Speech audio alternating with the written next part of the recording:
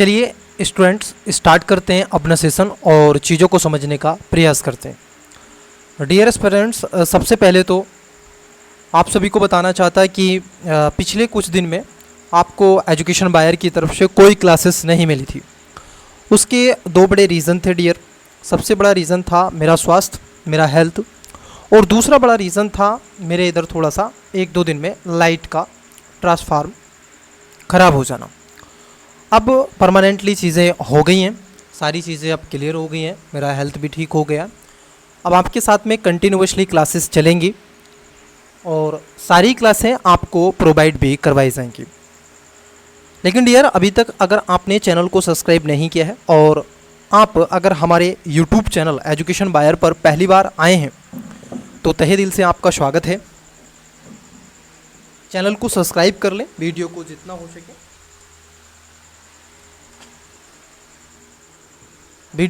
हो सके शेयर भी कर दें और सेशन को लाइक भी कर दें। तो चलिए समय ना गवाते हुए आज की क्लासेस को स्टार्ट करते हैं और समझने का प्रयास भी हमारा जारी रहेगा। तो आइए आज की क्लासेस को डियर, आई होप कि आपको सारी चीज़ें ऑफिशियली विजिबल और ऑडिबल भी हो रही हैं। हाँ, थोड़ा सा आपको क्या है कि डियर एज ए फैन थोड़ा सा इशू आ सकता है कि आपको थोड़ा सरसराहट जैसी आवाज़ आ रही हो, लेकिन उसको इग्नोर मारिएगा और चीज़ों को डायरेक्टली समझने का प्रयास कीजिएगा। आइए पहले क्वेश्चन की तरफ बढ़ते हैं और पहला क्वेश्चन लेते हैं, देखते हैं कि पहला क्वेश्चन आपसे क्या पूछा जा रहा है। और ये जो टेस्ट है, जैसे कि आपको मालूम है कि आपकी आरओ की परीक्षा अब आपकी काफ़ी नज़दीक आ गई है। तो ये हमने एक टेस्ट लिया है जो आपका फुल लेंथ टेस्ट होगा। कैसा होगा? फुल लेंथ आपका ये टेस्ट है। इसमें आपसे polity, economy, geography, science and tech, ecology, environment वगैरह वगैरह ये सारे क्वेश्चन आपसे पूछे जाएंगे। ठीक है, मैं एक बार चेक कर लेता हूँ क्या इसमें हिंदी के क्वेश्चन भी आपसे पूछे जा रहे हैं या नहीं। हाँ, इसमें आपके हिंदी के क्वेश्चन भी होंगे डियर। तो चलिए आइए पहले क्वेश्चन की तरफ बढ़ते हैं। ये फुल लेंथ टेस्ट है, आपका रिवीजन भी इस क्लासेस के माध्यम से हो जाएगा। तो पहला क्वेश्चन आपकी स्क्रीन पर आरओ की परीक्षा को ध्यान में रखते हुए आइए देखते हैं पहला क्वेश्चन क्या है। क्वेश्चन आपको हिंदी इंग्लिश दोनों में विजिबल हो रहा है। क्वेश्चन है आपका 1773 के नियामक अधिनियम के संदर्भ में निम्नलिखित कथनों पर कौन सा एक सही है। With reference to the Regulation Act 1773, which one of the following statement is correct? अब ये आपसे पूछ रहा है कि जो 1773 का रेगुलेटिंग एक्ट आया था उसको लेकर के कौन सा आपका सही है। ऑप्शंस आपको दे के रखें, बताइएगा इसका करेक्ट आंसर क्या हो जाएगा। आई होप कि आपने इसका करेक्ट आंसर कमेंट्स बॉक्स में दिया होगा। देखिए, जो 1773 का रेगुलेटिंग एक्ट आया था, आप सभी जानते हैं कंपनी को रेगुलेट करने के लिए इसको लाया गया था। ये प्रथम ऐसा एक्ट था जो कि खासतौर पर जो ईस्ट इंडिया कंपनी थी उसको कंट्रोल करता था। तो इसका जो राइट आंसर होगा ऑप्शन नंबर बी हो जाएगा। गवर्नर जनरल और उसकी परिषद के सदस्य अपनी शक्ति का प्रयोग संयुक्त रूप से करेंगे, ये इसका मूलभूत उद्देश्य था।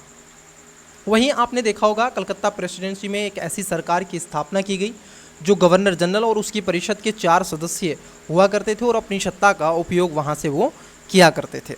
मुंबई और मद्रास प्रेसिडेंसी को आपको मालूम है कि किस तरीके से वह कलकत्ता के अधीन ही कर दिया गया। तो चलिए नेक्स्ट क्वेश्चन लेते हैं। क्वेश्चन नंबर आपका है 2। देखिए क्वेश्चन क्या है। सबसे पहले आपको वीडियो को पॉज करके इसका राइट आंसर कमेंट्स करना है और क्वेश्चन पूछा गया आपसे, लॉर्ड कर्जन के काल में घटित निम्नलिखित घटनाओं पर विचार कीजिए तथा इन्हें काला अनुक्रम व्यवस्थित कीजिए। Consider following events that took place during Lord Curzon periods and arrange them in chronological orders। मतलब कि ये जो आपको दे के रखा है तो इसका एक ऑर्डर में आपको प्रयुक्त कर देना है। चलिए, आपने इसका राइट आंसर कमेंट्स में दिया है। देखिए एक एक करके बात करते हैं। सबसे पहले आप सभी को मालूम है कि 1905 तक ये 1899 से कब से आता है, कर्जन आता है आपका 1899 से ये 1905 तक भारत में रहता है। 1899 से 1905 तक रहता है। तो 1905 में बंगाल का विभाजन होता है डियर। 905 में इसके ही टाइम पीरियड में, इसी के शासनकाल में बंगाल का विभाजन होता है। ये कह रहे हैं इंडियन यूनिवर्सिटी जो एक्ट लाता है, क्योंकि इसने प्रशासनिक सुधार भी किए, इसने कई ऐसे आप देखोगे कमीशन भी ये लेकर के आया, ठीक है। पुलिस में भी इसने सुधार करने का श्रेय इसको दिया जाता है, ठीक है। तो देखो अगर हम यहाँ पर बात कर लें तो यहाँ पर पुलिस आयोग की जो नियुक्ति की गई थी, अगर आप इसकी बात कर लें, पुलिस आयोग की जो नियुक्ति की थी इसने, वो की थी पुलिस सुधार में प्रशासनिक पुलिस आयोग बनाया गया था 1902 में, सॉरी कब बनाया था? 1902 में। कांग्रेस का बनारस अधिवेशन, आप सभी वाकिफ़ हैं कि कांग्रेस का जो बनारस अधिवेशन हुआ था, बंगाल विभाजन, आपने देखा होगा 1905 में कांग्रेस का बनारस अधिवेशन भी हुआ था, 1905 में हुआ था और ये 16 अक्टूबर को हुआ था। सहकारी जो समितियों अधिनियम लाया था ये 1904 में इसने लेकर के आया था, जिसको ख़ासतौर पर इंडियन यूनिवर्सिटी एक्ट की अगर हम बात कर लें तो ये जो था इसके ही शासनकाल में ये इसने कृषि अनुसंधान को भी बढ़ावा दिया था पूसा में, आज भी पूसा में आप देखोगे ये है। और इसने कई ऐसे आपराधिक जांच आयोग भी बनाए थे और 1904 में भारतीय विश्वविद्यालय अधिनियम, इंडियन यूनिवर्सिटी एक्ट भी ये लेकर के आया था 1904। अब देखिए यहाँ पर पूछा गया है कौन सा सही है, तो सबसे पहले 3 आएगा, 3 केवल आपका बी में है और डी में है। उसके बाद में आपका 2 आएगा डियर, ठीक है, 2 आएगा 1904। तो इसका जो राइट आंसर होगा वो, इसका करेक्ट आंसर होगा ऑप्शन नंबर डी। क्या हो जाएगा? डी। आप देखोगे 3, 2, 1, 4। चलिए नेक्स्ट क्वेश्चन की तरफ बढ़ते हैं। इंग्लिश हिंदी दोनों में आपको क्वेश्चन दिख रहा है। मुस्लिम लीग के संदर्भ में निम्नलिखित कथनों पर विचार कीजिए। 2 स्टेटमेंट आपको देके रखे हैं। पहला है मुस्लिम लीग समूचे मुस्लिम समुदाय का समर्थन प्राप्त करने में असमर्थ रही, मतलब कि इसने जो संपूर्ण मुस्लिम वर्ग था उसका ये खास तौर पर आप देखोगे कि समर्थन नहीं जुटा सकी थी। तो ये बात क्या हो जाएगी? बिल्कुल सही हो जाएगी, क्योंकि मुस्लिम लीग सबका समर्थन नहीं जुटा सकी। अगर ऐसा होता तो पाकिस्तान में ही सारा मुस्लिम समुदाय होता, भारत में ना होता, ठीक। दूसरा कथन कह रहे हैं कि लीग के प्रमुख नेता इसके सांप्रदायिक स्वरूप से सहमत नहीं थे। ये तो बात आप देखोगे है तो सही कि वो सांप्रदायिक जो स्वरूप से इसमें सहमत नहीं थे। कई ऐसे प्रमुख नेता हुआ करते थे। आपको मालूम है कि 30 दिसंबर 1906 में मुस्लिम लीग की स्थापना कर दी गई थी। जिन्ना, मौलाना अली, मोहम्मद अली, मौलाना अबुल कलाम आज़ाद जैसे प्रभावशाली नेता मुस्लिम लीग के सांप्रदायिक जो स्वरूप से सहमति नहीं हुआ करते थे। तो देखो बातें दोनों सही हैं, लेकिन ये इसकी सही व्याख्या नहीं करता है। तो इसका जो राइट आंसर होगा डियर, ऑप्शन नंबर बी इसका करेक्ट आंसर हो जाएगा। Both statement 1 and statement 2 are correct, but statement 2 does not explain statement 1. Okay, चलिए नेक्स्ट क्वेश्चन देखते हैं। क्वेश्चन है आपका डियर 4 नंबर। प्रस्तावना में वर्णित शब्दों को उनके क्रम में व्यवस्थित कीजिए। अब देखो जो प्रस्तावना में पॉलिटी से ये क्वेश्चन पूछा गया है, प्रस्तावना में कई ऐसे शब्द आपको दिखाई देते हैं, जैसे अब उसको आपको एक सीक्वेंस में लगाना है। तो आपने पढ़ा होगा भारत कैसा होगा, ठीक है, भारत का जो देश है, जो संविधान होगा उसमें कौन कौन से शब्द आते हैं कि हम भारत के लोग भारत को एक संपूर्ण प्रभुत्व संपन्न समाजवादी पंथनिरपेक्ष लोकतंत्रात्मक गणराज्य बनाने के लिए उसके समस्त नागरिकों को सामाजिक, आर्थिक, राजनीतिक न्याय, व्यक्ति अभिव्यक्ति, विश्वास, धर्म, न्याय, विचार, अभिव्यक्ति, विश्वास, धर्म की उपासना और स्वतंत्रता, प्रतिष्ठा, अवसर की समता प्राप्त कराने और सब व्यक्तियों को बंधुत्व वाली भावना को बढ़ाने दृढ़ संकल्प होकर आज संविधान सभा में डैट डैट डैट डैश। आपने पढ़ा है कि नहीं? तो इसमें जो सबसे पहले आता है वो आता है डियर आपका, आप देखोगे संपूर्ण प्रभुत्व संपन्न समाजवादी पंथ निरपेक्ष। तो इसमें सबसे पहले जो आता है डियर वो आएगा आपका पंथ निरपेक्ष, और पंथ निरपेक्ष पहले स्थान पर है। तो आपका बी नहीं होगा और आपका डी नहीं होगा। या तो आंसर आपका डियर आप देखोगे आंसर या तो आपका क्या हो जाएगा, या तो आंसर आपका ए हो जाएगा या फिर आंसर बी हो जाएगा। उसके बाद में जो आता है वो आता है अभिव्यक्ति, अधिनियमित, अखंडता और अधिनियमित तो बाद में ही आना है, ठीक है। अधिनियमित करते हैं, ये तो बाद का शब्द है। तो यहाँ पर कहने वाली बात ये है कि आप देखोगे पहला, दूसरा और चौथा और तीसरा, इसका राइट आंसर हो जाएगा डियर ऑप्शन नंबर सी। चलिए नेक्स्ट क्वेश्चन लेते हैं। नेक्स्ट क्वेश्चन देखते हैं, क्वेश्चन नंबर 5 आपकी स्क्रीन पर। निम्नलिखित मौलिक अधिकारों में से किसे समता संबंधी अधिकारों में शामिल किया जाता है? देखो यहाँ पर पूछा गया है कि जो मौलिक अधिकार थे उसमें कुछ समता संबंधी अधिकार भी हुआ करते थे, तो उसमें कौन कौन सो को शामिल किया जाता है और कौन कौन सो को शामिल नहीं किया जाता है। जैसे उपाधियों का लोप, मतलब कि आप देखोगे एबोलिशन ऑफ टाइटल्स, जो उपाधियों का अंत है, अगर हम देखें तो ये मौलिक अधिकारों में क्षमता के अधिकारों की बात करता है, जो कि 14 से 18 तक आपके हो जाते हैं। भारतीय क्षेत्र में कहीं भी व्यापार और कारोबार करने की बात करता है, तो ये तो 19 की बात करता है, ये नहीं इसके अंतर्गत आएगा। धार्मिक संस्थाओं की स्थापना और उनका नहीं, ये भी इसके अंतर्गत नहीं आता है। धार्मिक, ये तो अलग आ जाता है, धर्म से स्वतंत्रता। सार्वजनिक पदों पर नियुक्ति, ये इसका आता है और पहला इसमें आता है, तो 1 और 4 इसका करेक्ट आंसर होगा। ऑप्शन नंबर बी इसका करेक्ट आंसर होगा। आपने फंडामेंटल राइट्स पढ़े हैं ऑफिशियली, उसमें कोई दिक्कत ही नहीं है आपको। आइए देखिए नेक्स्ट क्वेश्चन। और यहाँ पर आपको टेस्ट के माध्यम से ये भी जरूर अपना पता लगाना है। देखो मैं आपको एक और बात बता दूँ डियर, आपने कुछ नहीं करना है, केवल और केवल इस टेस्ट को देखो और टेस्ट को देखने के पश्चात हम रिवीजन की क्लास स्टार्ट भी करेंगे। आपको रिवीजन करना है, आपके पास ज़्यादा समय नहीं है, मात्र आपके पास में 5 दिन बचे हैं। जी हाँ, आर की परीक्षा में अब आपके 5 डेज बचे हैं। एडमिट कार्ड आपने डाउनलोड कर ही लिया होगा। चलिए देखिए, निम्नलिखित कथनों में से कौन सा या से कथन गलत है? क्या पूछा गया आपसे डियर, इसको थोड़ा सा बेसिकली ध्यान रखना है। छोटी छोटी कमियां, छोटी छोटी गलतियां ऐसी होती हैं जो आपको अन्य स्टूडेंट से और ज़्यादा आगे ले आने का प्रयास करती हैं। अब यहाँ पर 3 स्टेटमेंट है, ज़रा बताइएगा। मौलिक अधिकारों के अंतर्गत नागरिक और राजनीतिक अधिकारों का समावेशन किया गया है। देखो डियर, अगर हम मौलिक अधिकारों की बात कर लें तो ये एक तरीके से राजनीतिक अधिकार कदापि नहीं हो सकते। ज़रा ध्यान रखना, मौलिक अधिकार कदापि राजनीतिक अधिकार आपके हो ही नहीं सकते, क्योंकि राजनीतिक अधिकारों की जो बात की गई है वहाँ पे आपने देखा होगा संविधान का एक आर्टिकल आता है जो DPSP में आपको मिलता है। कहाँ पे मिलता है? DPSP में आपको मिलता है, डायरेक्ट प्रिंसिपल स्टेट पॉलिसी में आपको देखने के मिलेगा। और उसी में कहा गया है न्याय की बात कही गई है, जस्टिस की बात कही गई है। और उसी जस्टिस में 3 तरह की होता है, एक तो आपका इकोनॉमिकल है, पॉलिटिकल है और सोशल है। इसी में आपका आ जाता है वो आर्टिकल्स, अगर मैं रिकॉल सही कर पा रहा हूँ तो 38 नंबर का आर्टिकल्स आपका हो जाता है। तो डियर यहाँ पर अगर हम देखें तो पहला स्टेटमेंट तो कदापि सही नहीं है, क्योंकि ये राजनीतिक अधिकारों की बात नहीं करते हैं। मौलिक अधिकार राज्य को कुछ कार्यों से वितरित रहने के आदेश देते हैं, नहीं। मौलिक अधिकार कदापि जो आपके फंडामेंटल राइट्स हैं डियर, ये कभी भी स्टेट को ये तो डायरेक्शन देते ही नहीं है। डायरेक्शन तो आपके DPSP देते हैं कि आपको क्या करना है क्या नहीं करना है, ठीक है। तो यहाँ पर सेकंड स्टेटमेंट भी आपका गलत है।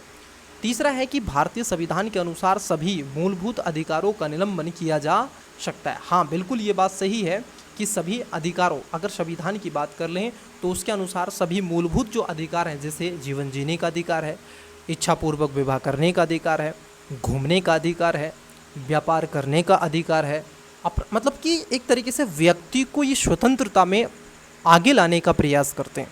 तो यहाँ पर जो आपका थर्ड स्टेटमेंट है वो आपका करेक्ट हो जाएगा।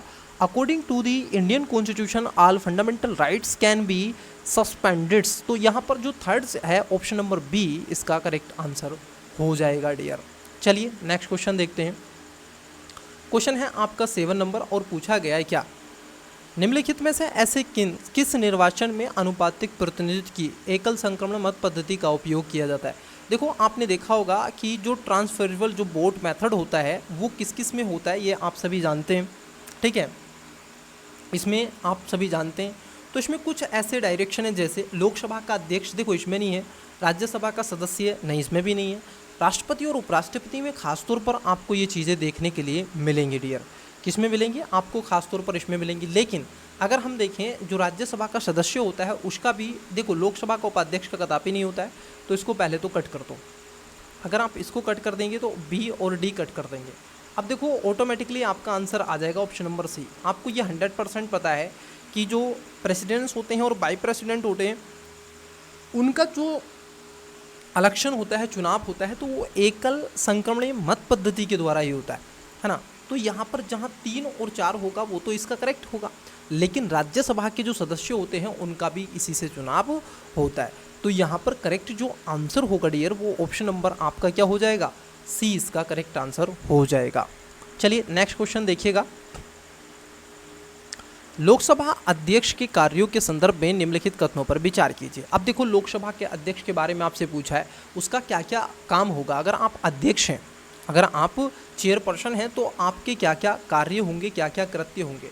जैसे स्थगन प्रस्ताव होता है, गणपूर्ति कोरम की बात करते हैं, सदस्यों के विशेषाधिकार के हनन को रोकने की बात करते हैं, संयुक्त बैठक और गुप्त बैठक आर्टिकल आपने देखा होगा 108 है उसकी बात करते हैं, कौन सा विधेयक धन विधेयक है कि नहीं उसकी बात करते हैं, किसकी सदस्यता को समाप्त करना है वगैरह वगैरह, और किस विषय पर चर्चा होनी है, कितने समय के लिए वो बोलेगा व्यक्ति, ठीक है, सांसद, तो उन सब की बातें यहाँ पर करते हैं। तो स्थगन प्रस्ताव का निर्धारण करते हैं, ये बात सही है। सदन की गणपूर्ति को करवाना मतलब कि लगभग 1/10 का होता है, तो ये भी बात सही है। सदस्यों के विशेषाधिकारों के हनन को रोकना, ये भी सही है। और संयुक्त अध्यक्षता, ये सभी इसमें बातें आपके सही हैं। यहाँ पर है ना ज्वाइंट सेशन, तो ज्वाइंट सेशन डियर आपने देखा होगा ये संविधान का एक आर्टिकल आता है, आर्टिकल 110। ऐसी स्थिति में खासतौर पर राष्ट्रपति इसको बुलाते हैं, लेकिन इसकी जो प्रेसिडेंट ही करते हैं, इसकी जो अध्यक्षता करते हैं वो आपके लोकसभा के अध्यक्ष ही होते हैं। चलिए नेक्स्ट क्वेश्चन देखते हैं। क्वेश्चन है आपका 9 नंबर। देखिए क्वेश्चन क्या है, कोई विधेयक उस समय धन विधेयक के रूप में मान्यता प्राप्त करता है जब, अब देखो कब वो करेगा, उसका कौन कौन सी डायरेक्शन होगी। पहला तो भाई उसको खासतौर पर उसको जो अध्यक्ष हैं लोकसभा के उन्होंने उसको पारित कर दिया और उन्होंने कहा कि ये वास्तविक रूप से क्या है ये वगैरह। तो वह किसी कर का उत्पादन करता है, बिल्कुल सही बात है, वो कर की अगर बात करता है। भारत की आकस्मिक निधि की अभिरक्षा करता है। देखो भारत की जो आकस्मिक निधि है अगर वो उसकी रक्षा करता है तो भी क्या होगा, वो उसी से आता है, ठीक है, तो भी क्या होता है वो उसी से आता है। कंटिजेंसी फंड जो ऑफ इंडिया आता है, ठीक है, तो ये भी बात सही है। भारत सरकार द्वारा प्रतिभूति देने का जो विनियमन करता है, ये भी बात सही है। तो तीनों बातें आपकी क्या हो जाएंगी, धन विधेयक के बारे में एकदम सही हो जाएंगी। आपने संविधान का आर्टिकल आपको कमेंट्स में बताना है कि किस आर्टिकल में धन विधेयक की बात करी गई है, तो ये आपको कमेंट्स में बताना है। तो यहाँ पर तीनों बातें डियर आपकी सही हो जाएंगी, तो राइट आंसर हो जाएगा option number C. Got it. चलिए नेक्स्ट क्वेश्चन देखिएगा।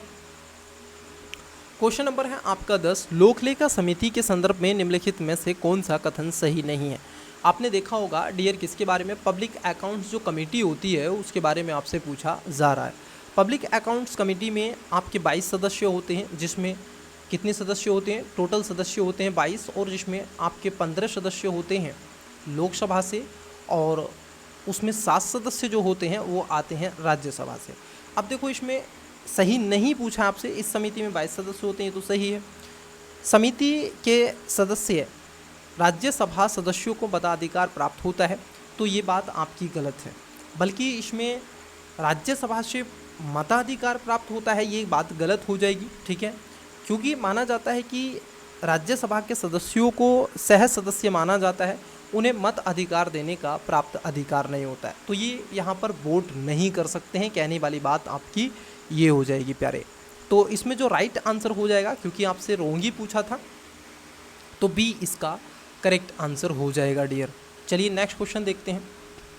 क्वेश्चन नंबर है आपका 11, यह राष्ट्रपति की न्यायिक शक्ति है जिसके तहत दंड के स्वरूप में परिवर्तन किए बिना उसकी मात्रा में परिवर्तन करना होता है। उपयुक्त विशेषाधिकार निम्नलिखित में से किस न्यायिक शक्ति को स्पष्ट से परिभाषित करता है। देखो अब इसमें कौन सा है जो इसको खासतौर पर परिभाषित करता है। राष्ट्रपति की न्यायिक शक्ति आपने सुनी होंगी, तो ये क्या कर रहे हैं कि जिसके तहत दंड के स्वरूप में परिवर्तन किए बिना मात्रा में परिवर्तन करना।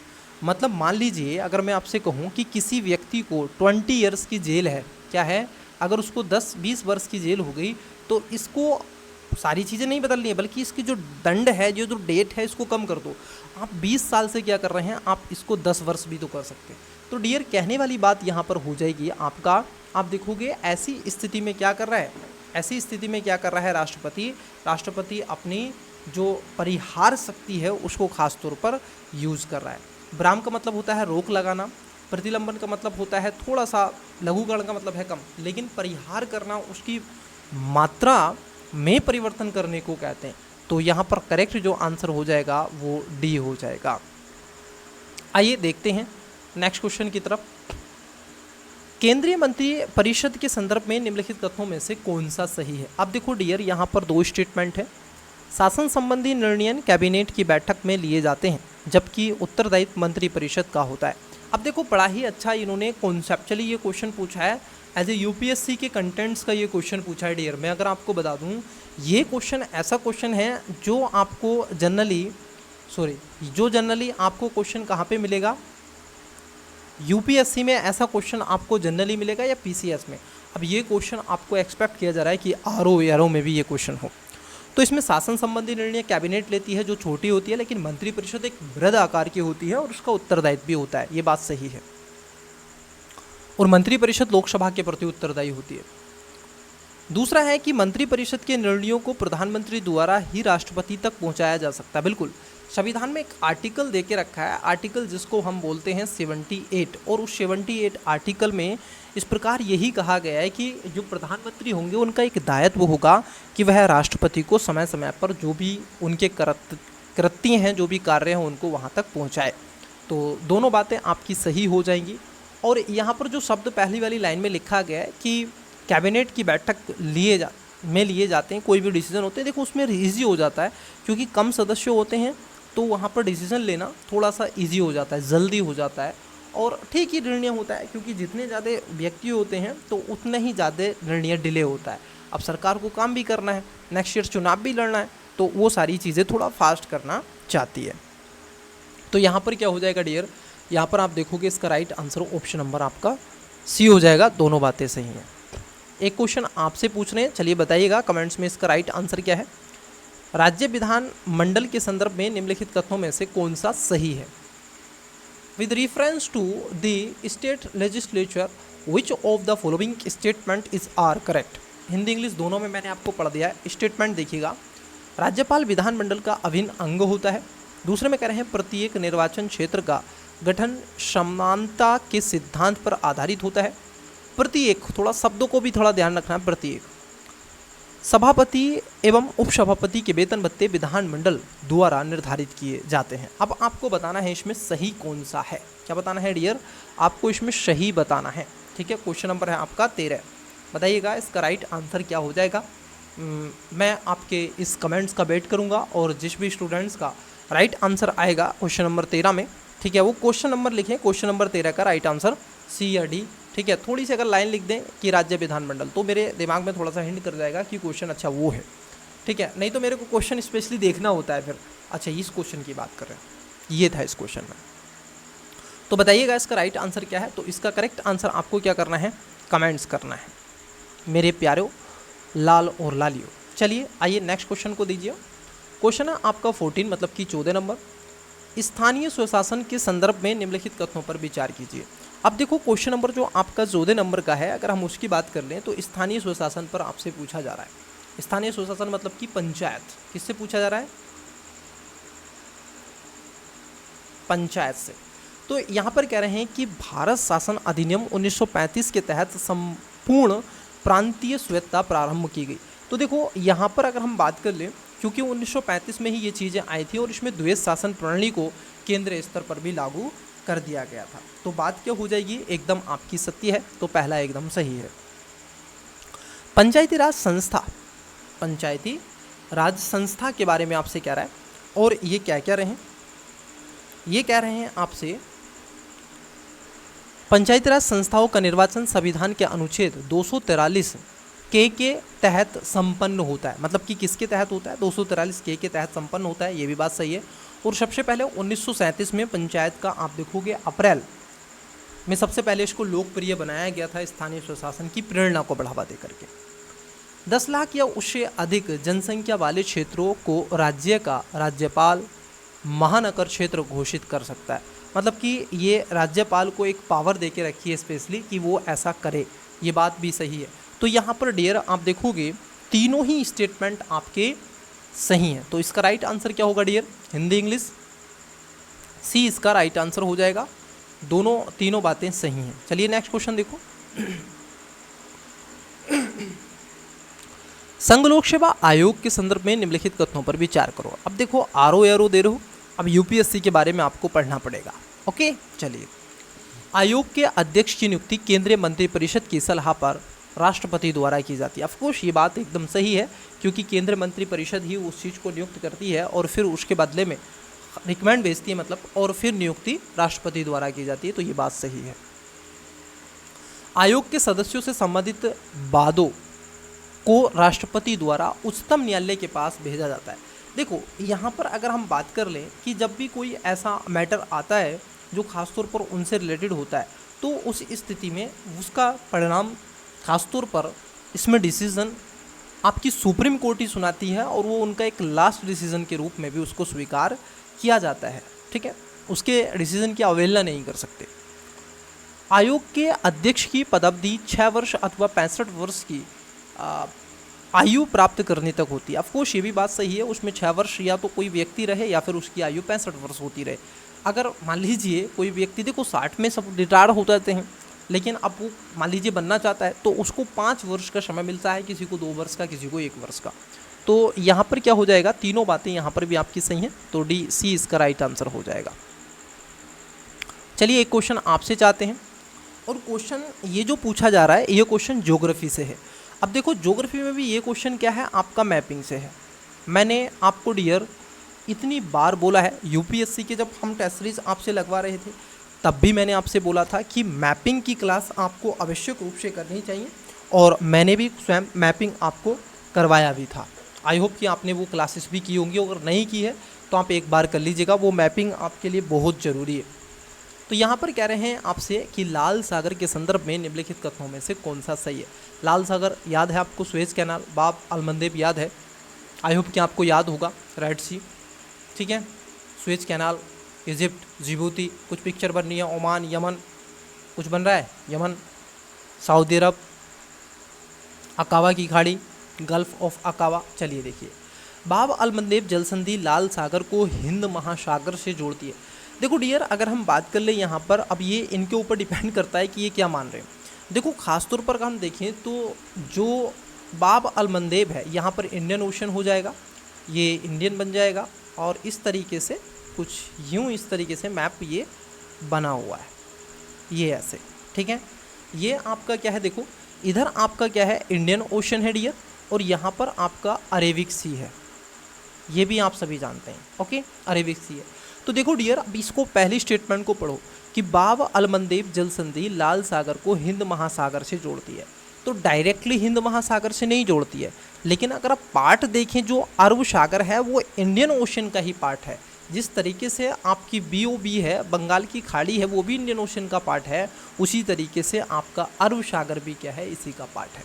तो हम कहेंगे बिल्कुल ऑफकोर्स ये वाली बात सही है कि बाब अलमंदेब खासतौर पर आप देखोगे ये इंडियन ओशियन को जोड़ती है लाल सागर से, ठीक है। तो पहला स्टेटमेंट सही है। जॉर्डन, सऊदी अरब और यमन लाल सागर के तट पर अवस्थित हैं, ये भी बात आपकी सही है, क्योंकि न केवल ये हैं बल्कि जॉर्डन में मृत सागर के ठीक उत्तर में सऊदी अरब और इजराइल, फिलिस्तीन और मिस्र के कुछ भाग भी यहाँ पर ये फैले हुए मिलते हैं। तो ये दोनों बातें आपकी सही हैं, और यूपीएससी ने लास्ट ईयर्स भी इस पे क्वेश्चन पूछा था 2024 में, ठीक है। तो ये थोड़ा सा ध्यान में रखना है रेड सी को लेकर के। आइए क्वेश्चन देखते हैं, फिर से देखो, निम्नलिखित में से कौन सा सीमेंट उत्पादक क्षेत्र उत्तर प्रदेश में स्थित नहीं है। देखो कौन सा वाला है इसमें से बताओ जो उत्तर प्रदेश में स्पेशली नहीं है।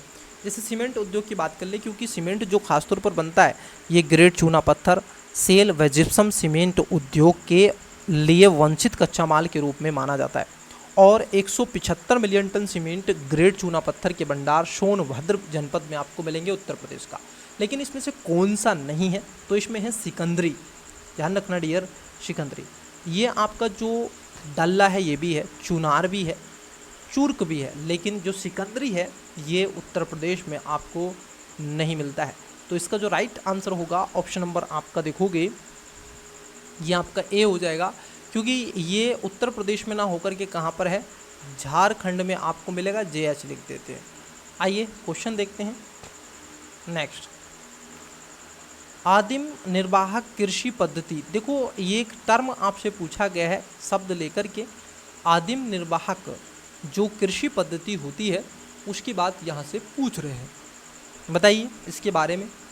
आदिम निर्वाहक का मतलब होता है जैसे कि झूम कृषि अगर हम बात कर लें, जो मानव के केवल और केवल भरण पोषण खाद्यान्न की ज़रूरतों को पूरी करती है, ना कि उसको बेच कर के वो किसान कुछ मुद्राएं अर्जित कर सकता है। जैसे पटसन, शुगर कैन, आप देखते हैं ना, ऐसी नकदी फसलों का उत्पादन करके, कपास का उत्पादन करके मार्केट में बेच के पैसा कमाया जा सकता है, लेकिन यहाँ पर नहीं होता है। तो ख़ास तौर पर अगर हम देखें, जैसे मणिपुर, अगर हम देखें कहाँ कहाँ पर क्या क्या है, जैसे नागालैंड में झूम खेती होती है, अंडमान निकोबार में अगर हम देखें तो ये कई ऐसी चीज़ें आपको देखने के लिए मिलेंगे डियर। तो अगर हम देखें इसका जो राइट आंसर होगा, तो इसका जो करेक्ट आंसर है, जैसे हम देखें कि मणिपुर की बात कर ले तो वहाँ पर आपको पामलू इसको कहते हैं, इस पद्धति को पामलू। नागालैंड में झूम कृषि कहते हैं, एक स्थान से दूसरे स्थान पर। अंडमान निकोबार द्वीप समूह में इसको दीपा कहते हैं। तो तीनों बातें सही हैं, पहला, दूसरा, तीसरा, तीनों ही स्टेटमेंट आपके करेक्ट हैं। तो इसका जो राइट आंसर होगा ऑप्शन नंबर ए 1, 2, 3 ए में। प्राकृतिक रेशम के संदर्भ में निम्नलिखित कथनों में से कौन सा ये से सही है या फिर है। देखो प्राकृतिक जो रेशम होता है डियर, अगर हम उसकी बात कर लें तो इसमें ख़ासतौर पर अगर हम देखेंगे कि विश्व में प्राकृतिक रेशम का सबसे बड़ा उत्पादक भारत। देखो अगर हम प्राकृतिक रेशम के सबसे बड़े उत्पादक देश की बात कर लें तो इंडिया ना होकर के क्या है, आपका चाइना है। ये ध्यान रखना, चाइना है, ये ध्यान रखना सबसे बड़ा। दूसरा सबसे बड़ा उत्पादक अगर हम देखें तो फिर इंडिया है। ये क्या नंबर पर है, सेकंड पर अगर हम देखें तो इंडिया है। तो पहला गलत है। भारत का असम मूंगा रेशम का सर्वाधिक उत्पादक राज्य माना जाता है, क्योंकि सबसे ज़्यादा जो आपको देखने के मिलेगा वो मूंगा रेशम है, जो केवल भारतीय स्टेट असम राज्य में ही आपको मिलता है। तो सेकंड स्टेटमेंट डियर आपका सही है, बाकी का आपका गलत है पहला। तो सी इसका राइट आंसर हो जाएगा, ओनली 2। चलिए क्वेश्चन नंबर देखते हैं आपका 21। निम्नलिखित पर विचार कीजिए। अब देखो यहाँ पर कह रहे हैं भूतापीय ऊर्जा के केंद्र हैं, भूतापीय ऊर्जा के केंद्र क्या हैं उसके बारे में आपसे पूछ रहा है। तो भूतापीय ऊर्जा के जो केंद्र हैं, जैसे आप देखोगे मणिकर्ण की बात कर लें, ये भी आपका है, पुंगा घाटी भी है, तपोवन भी है और सूरज कुंड भी आपको मिलेगा। तो सभी हैं, मतलब कि डी इसका करेक्ट आंसर हो जाएगा। ये सभी क्या है, भूतापीय ऊर्जा के रूप में जाने जाते हैं। ठीक है, चलिए क्वेश्चन देखते हैं 21 नंबर। थोड़ा सा आपको भी क्वेश्चन से आंसर पूछ लेते हैं। निम्नलिखित में से कौन से तेल उत्पादक राज्य क्षेत्र हैं। देखो तेल उत्पादक जो क्षेत्रों की अगर हम बात कर लें तो ये कई आपको देखने के लिए मिलेंगे, जिसमें मेराना हुंगरीजन जो क्षेत्र है ये भी है, सुरमा घाटी ये भी है, और रुद्र सागर जो आपका लकवा क्षेत्र है वो भी है। तो 1, 2, 3 तीनों ही हैं, तो इसका राइट आंसर सी हो जाएगा। चलिए क्वेश्चन नंबर देखते हैं 22। फसल गहनता के संदर्भ में निम्नलिखित कथनों पर विचार कीजिए। देखो ये फसल जो गहनता का मतलब क्या होता है, अगर हम इसकी बात कर लें, फसल गहनता का मतलब होता है कि इसका संचय गहनता, जैसे एक ही खेत में एक कृषि वर्ष में उगाई गई फसलों की संख्या, मतलब कि बारंबारता, कितनी आप फसलें उगा रहे हो एक वर्ष में। और दूसरे शब्दों में मैं कहूँ तो भूमि पर एक वर्ष में कितनी बार फसलें उगाई जाती हैं उसको फसल गहनता कहते हैं। ठीक है, इतना ध्यान में रखना। फसल गहनता क्या है, फसलों का एक वर्ष में किया गया उत्पादन। मैं लिख देता हूँ, एक वर्ष में जितनी बार कृषि हेतु भूमि उपयोग होगी उसकी फसल गहनता उतनी ही अधिक होगी। ये बात एकदम आपकी सही हो जाएगी, क्योंकि फसल गहनता सूचकांक की अगर हम बात कर लें तो वर्ष में कुल कृषिगत क्षेत्र या वर्ष में शुद्ध कृषि, और इसको मल्टीप्लाई कर देते हैं आप 100 से। तो पहला जो स्टेटमेंट अगर हम देखें तो ये आपका गलत है। ठीक है, दूसरा है बड़ी जोत की उपेक्षा, बड़ी जोत की उपेक्षा छोटी जोत की संचय गहनता अधिक होती है, ये बात आपकी सही है। उत्तर प्रदेश में संरचनात्मक और संस्थागत सुविधाओं के कारण फसल गहनता सबसे अधिक है। देखो रीज़न इसमें सबसे बड़ा क्या है, सबसे बड़ा है आपका गंगा यमुना दोआब। दोआब क्या होता है डियर, दो नदियों के बीच का जो क्षेत्र होता है उसको हम दोआब कहते हैं। तो पहला स्टेटमेंट गलत है, बाकी के दोनों सही हैं, तो सी इसका करेक्ट आंसर हो जाएगा। प्रवालों के संदर्भ में आपसे सही नहीं पूछा गया।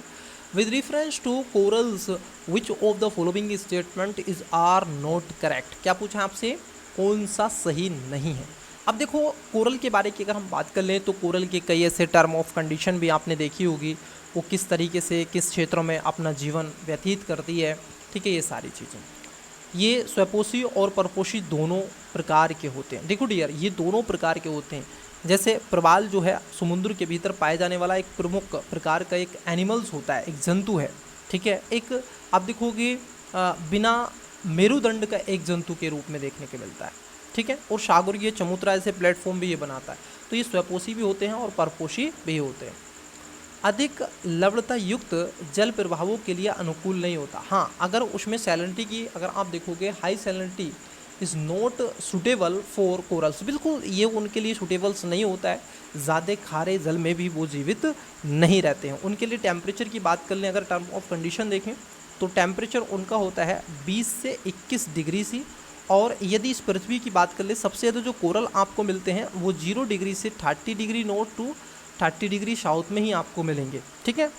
और यहाँ पर जो प्रवालों को खासतौर पर जीवित रहने की जो क्षमता मानी जाती है वो कितनी है, लाइफ एक्सपेक्टेंसी तो वो है 200 से आपकी 250 फुट।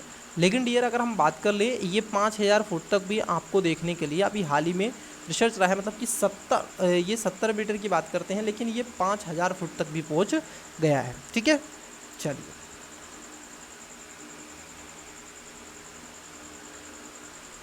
नेक्स्ट क्वेश्चन लेते हैं। तो दोनों बातें एकदम सही हैं, ज़्यादा खारापन भी इनके लिए अनुकूल नहीं होता है, तो ये भी सही है। तो सी इसका करेक्ट आंसर हो जाएगा। वन्यजीव अभ्यारण्य के संदर्भ में निम्नलिखित कथनों पर विचार करो। देखो वन्यजीव अभ्यारण्य मैंने लास्ट क्लास में भी जब आपकी हुई थी उसमें भी मैंने आपको बताने का प्रयास किया था। वन्यजीव अभ्यारण्य की अगर हम बात कर लें तो इसमें मानवीय हस्तक्षेप पूर्णतः रूप से वर्जित होता है। देखो मानवीय कोई भी इसमें खासतौर पर हस्तक्षेप नहीं करता है, लेकिन पूर्णतः वर्जित होता है, ये गलत है।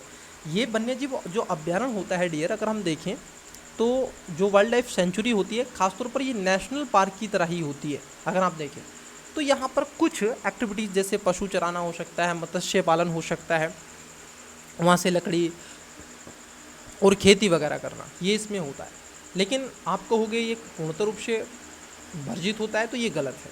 शब्दों को देखो पूर्णतः, इसमें चराई और गो पशुओं के आवागमन की छूट होती है और वहाँ से सूखी लकड़ी को भी चुनने की स्वतंत्रता होती है। तो यहाँ पर सेकेंड स्टेटमेंट सही है, बल्कि पहला स्टेटमेंट गलत है, तो बी इसका करेक्ट आंसर हो जाएगा।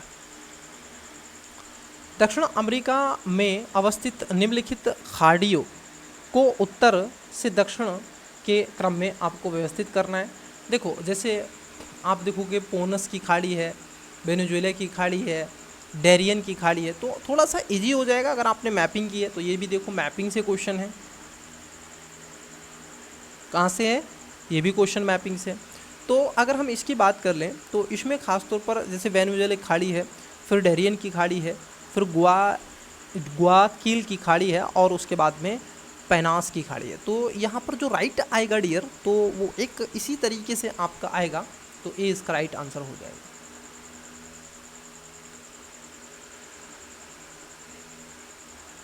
छब्बीस नंबर का क्वेश्चन देखो, निम्नलिखित में से किन देशों में बोलीवियन पठार का विस्तार है। अब देखो बोलीविया का पठार कहाँ पर आपको मिलता है, चिली में क्या आपको मिलेगा, अर्जेंटीना बोलीविया में मिलेगा, पेरू और बोलीविया में कहाँ मिलता है, पराग्वे और बोलीविया में खासतौर पर ये आपको देखने के लिए मिलता है, ठीक है। तो ये भी किससे क्वेश्चन है, ये भी क्वेश्चन आपका मैपिंग से है। अगर आपका अभी भी मैपिंग कमज़ोर है तो प्लीज़ मैं आपसे रिक्वेस्ट करता हूँ डियर, आपके लिए बोल रहा हूँ, एक बार मैपिंग को देख लो, अच्छे से पढ़ लो, अभी भी आपके पास में टाइम है। चलिए क्वेश्चन देखिएगा 27, निम्नलिखित पर विचार कीजिए। ये कह रहे हैं ग्रान चाको, मांटो ग्रासो, पंपास और शेलवास। देखो ये सब क्या है, ग्रास लैंड है, ठीक है, क्या है, ये सब ग्रास लैंड है डियर, ये सब घास के मैदान है। जैसे पंपास घास के मैदानों की बात कर लें तो ये ब्राज़ील वगैरह आपको साउथ में देखने के लिए आपको मिलेंगे, ठीक है। ये उत्तर से दक्षिण में, जैसे ग्रान चाको है, मांटो ग्रास है, पंपास है और शेलवास नीचे सबसे आ जाता है। तो इसमें जो राइट आंसर होगा वो एकदम सीक्वेंस में लगे हुए हैं, ठीक है। केवल आपको थोड़ा सा जैसे ए इसका राइट आंसर होगा 3, 1, 2, 4। ठीक है, चलिए नेक्स्ट। अच्छा, इस क्वेश्चन का जो क्वेश्चन नंबर आपका 28 है, इसका राइट आंसर आप दें। निम्नलिखित में से किस नदी पर स्टेनली, लिविंग गेस्टोन और बायोमा जलप्रपात अवस्थित है? तो बताइएगा ये कहाँ पर है बायोमा जलप्रपात, जो आपको इसे पहले स्टेनली जलप्रपात के नाम से ही जाना जाता था, और ये मध्य अफ्रीका कांगो गणराज्य DRC में आपको मिलता है। ठीक है, कहाँ पर मिलता है? DRC, कांगो गणराज्य, लोकतांत्रिक कांगो गणराज्य में आपको मिलता है, जिसको जायरे या फिर कांगो के नाम से भी जाना जाता है। ठीक है, ओके।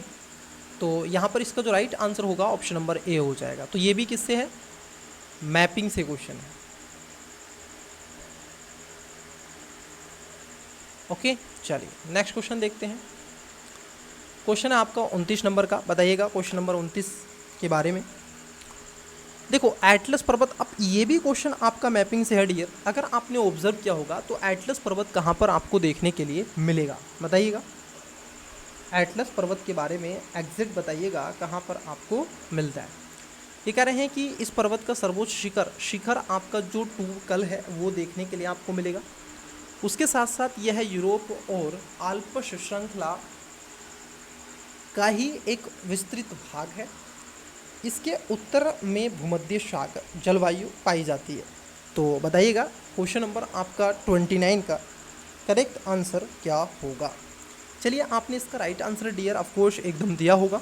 आइए बात कर लेते हैं। देखो एटलस जो पर्वत है, यहाँ की जलवायु की बात कर लें तो भूमध्य सागर, सहारा, रेगिस्तान और उत्तर पश्चिमी अफ्रीका के मध्य एक प्राकृतिक अवरोधक के रूप में काम करता है। जैसे यह अफ्रीका, अगर आप मान लो ये अफ्रीका है, मान लो ये अफ्रीका है, तो यहाँ एक क्षेत्र आपको मिलता है, इसी को बोलते हैं एटलस पर्वत। ठीक है, और ये कई देशों में आपको मिलता है। ठीक है, तो इस पर्वत की सर्वोच्च बिल्कुल शिखर जो आपके टूकल है, ये इसकी सबसे ऊंची चोटी है। यूरोप के आल्प्स श्रृंखला तक इसमें विस्तार आपको मिलता है। इसके उत्तर भाग में खासतौर पर भूमध्य सागरीय जलवायु भी आपको मिल जाएगी। तो यहाँ पर तीनों बातें आपकी सही हैं डियर। तो इसका जो राइट आंसर हो जाएगा क्या होगा? ऑप्शन नंबर आप देखोगे करेक्ट आंसर हो जाएगा ऑप्शन नंबर ए। ठीक है, क्या हो जाएगा?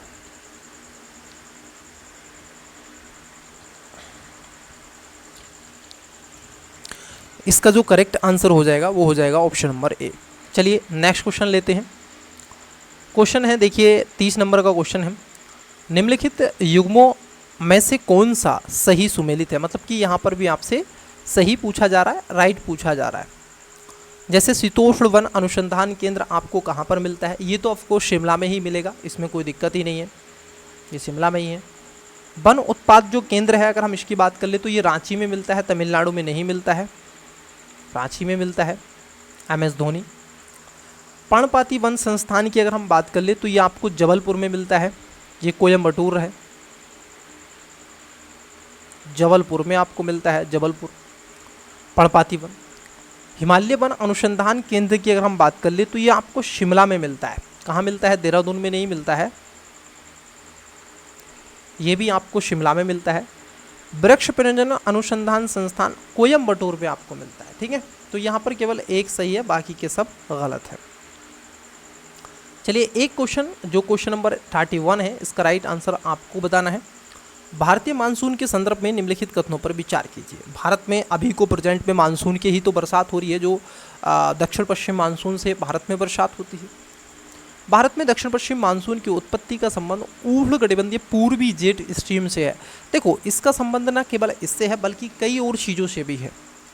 दक्षिण पश्चिम मानसून भारत में सर्वप्रथम अंडमान एवं निकोबार में पहुंचता है। भारत में ग्रीष्मकालीन मानसून के आगमन को मानसून विस्फोट कहा जाता है। अब देखो क्वेश्चन नंबर जो 31 है, इसका आंसर आपको कमेंट्स करना है, और वो स्टूडेंट्स बहुत अच्छे से इस क्वेश्चन को एनालिसिस कर पाएगा जिसने बेसिकली उसके फंडामेंटल बिल्कुल क्लियर हो। चलिए क्वेश्चन देखते हैं नेक्स्ट।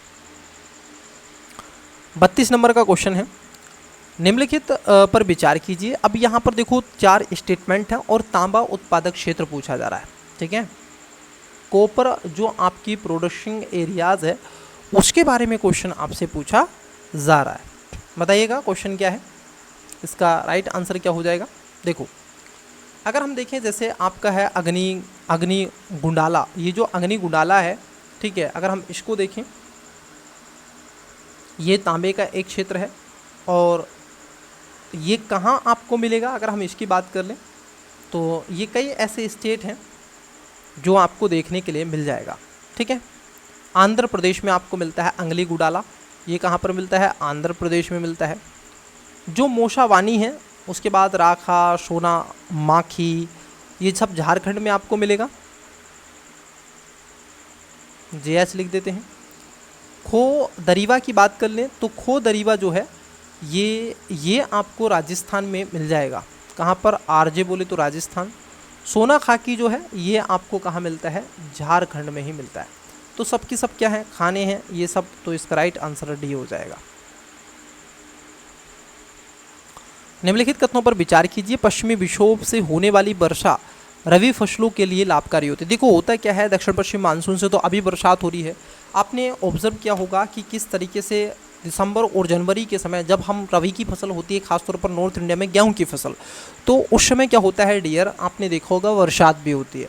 तो वो जो दक्षिण पश्चिम मानसून से छोड़ो, जब वो आपका नॉर्थ से आता है, नॉर्थ वेस्ट से जो चलने वाली विंड होती है जिसको पश्चिमी विक्षोभ के नाम से जाना जाता है, वो हिमालय से टकराती है।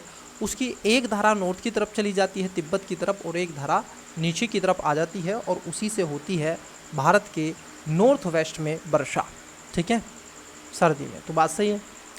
लौटते मानसून से तमिलनाडु के तट क्षेत्र पर वर्षा होती है। बिल्कुल, जब वो लौटता हुआ मानसून होता है तो उस समय तमिलनाडु का जो तट है उस पर आपकी क्या होती है, बरसात होती है। अगर आपने ये ऑब्जर्व किया होगा मैप को, तो जब देखो दक्षिण पश्चिम मानसून होता है तो डियर यहाँ पर बरसात आपकी खूब होती है इस क्षेत्र में। लेकिन कुछ रीज़न यहाँ पर जो है, ये जो मैंने इसको और ज़्यादा डार्क कर दिया है, ब्लू कर दिया है, तो यहाँ पर बरसात नहीं होती है। जब मानसून यहाँ से लौट कर आता है इस हिमालय से, तब यहाँ बरसात कराता है और ये नीचे निकल जाता है। ठीक है, चलिए, तो यहाँ पर क्या है, दोनों बातें आपकी ये भी सही हो जाएंगी, तो सी इसका राइट आंसर है। आइए कुछ विंड्स के बारे में आपसे क्वेश्चन पूछा है। स्थानीय हवाओं के संदर्भ में निम्नलिखित कथनों पर विचार करो। देखो स्थानीय हवाओं का मतलब होता है जो पार्टिकुलरली उस रीजन में चलने वाली हवा होती है उसको स्थानीय हवा कहते हैं। जैसे लू है, अगर मैं एक उदाहरण कहूँ आपसे कि मान लीजिए लू है, तो लू एक भारत की स्थानीय हवा है, पाकिस्तान की एक ये लू स्थानीय हवा है। ठीक है, तो यहाँ पर बताइएगा स्थानीय हवाओं के बारे में। चलिए, नॉर्वेस्टर चाय, जूट और चावल की खेती के लिए लाभप्रद होती है। देखो नॉर्वेस्टर इसको क्यों कहा जाता है, ऐसी कौन सी हवा है जिसको हम इन विभिन्न नामों से जाना जाता है। ठीक है, और ये खासतौर पर पश्चिम बंगाल, बिहार, झारखंड, उड़ीसा, इन चाय और जूट के बागानों के लिए नॉर्वेस्टर का ही इस्तेमाल होता है। नॉर्वेस्टर को असम में खासतौर पर आप देखोगे बोडेचिल्ला के नाम से भी जाना जाता है। तो ये बात भी क्या हो जाती है आपकी एकदम, क्योंकि बोडचिल्ला बोछार जो है ये केरल के निकटवर्ती कहवा उत्पाद के लिए खासतौर पर माना जाता है। तो सेकेंड वाला गलत है। ठीक है, बोडबिल्ला की अगर हम बात कर लें, सॉरी, असम में इसको बोडबिल्ला ही कहा जाता है। ओके, तो दोनों सही हैं। ऐसे ही आपने देखा होगा एक होती है चेरी बल्लाम या फूलों की बौछार जो केरल में होती है। आम्र वर्षा की बात कर लें तो ये मानसून खासतौर पर उत्तर पूर्वी जो मानसून बौछारें पड़ती हैं केरल के तटीय, कर्नाटक के तटीय आम की बात करता है, मतलब कि वहाँ पर ये फसलों को भी नुकसान पहुँचाता है। तो यहाँ पर दोनों बातें सही हैं। चलिए नेक्स्ट क्वेश्चन देखते हैं। 35, निम्नलिखित युग्मों में से कौन सा एक सही सुमेलित नहीं है। क्या पूछा है, सही सुमेलित नहीं है। और देखो डियर, मैं इस पर ऑलरेडी इससे जो पहला टेस्ट था, टेस्ट नंबर जो 6 था, उसमें इसकी चर्चा मैंने की है। तो इसका राइट आंसर आपसे चाहता हूँ कि आपने इसको रिकॉल किया होगा, बताइए। सही सुमेलित नहीं है, जैसे उत्तरकाशी भागीरथी, मुरादाबाद रामगंगा, पंढरपुर तुंगभद्रा, रावत भाटा चंबल। बताइएगा इसका राइट आंसर क्या है 35 का। कमेंट्स आवश्यक रूप से करें डियर इसका राइट आंसर। उत्तर प्रदेश के संदर्भ में निम्नलिखित कथनों पर विचार कीजिए। प्रदेश के 9 जिले अंतर्राष्ट्रीय सीमा को स्पर्श करते हैं।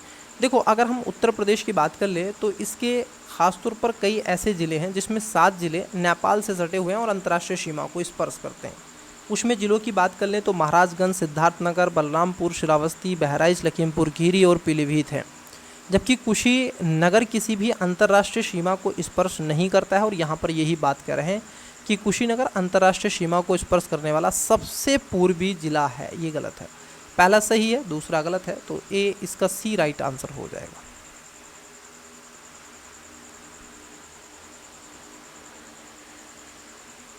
बताइएगा, मैं थोड़ा सा पानी वगैरह पी लेता हूँ।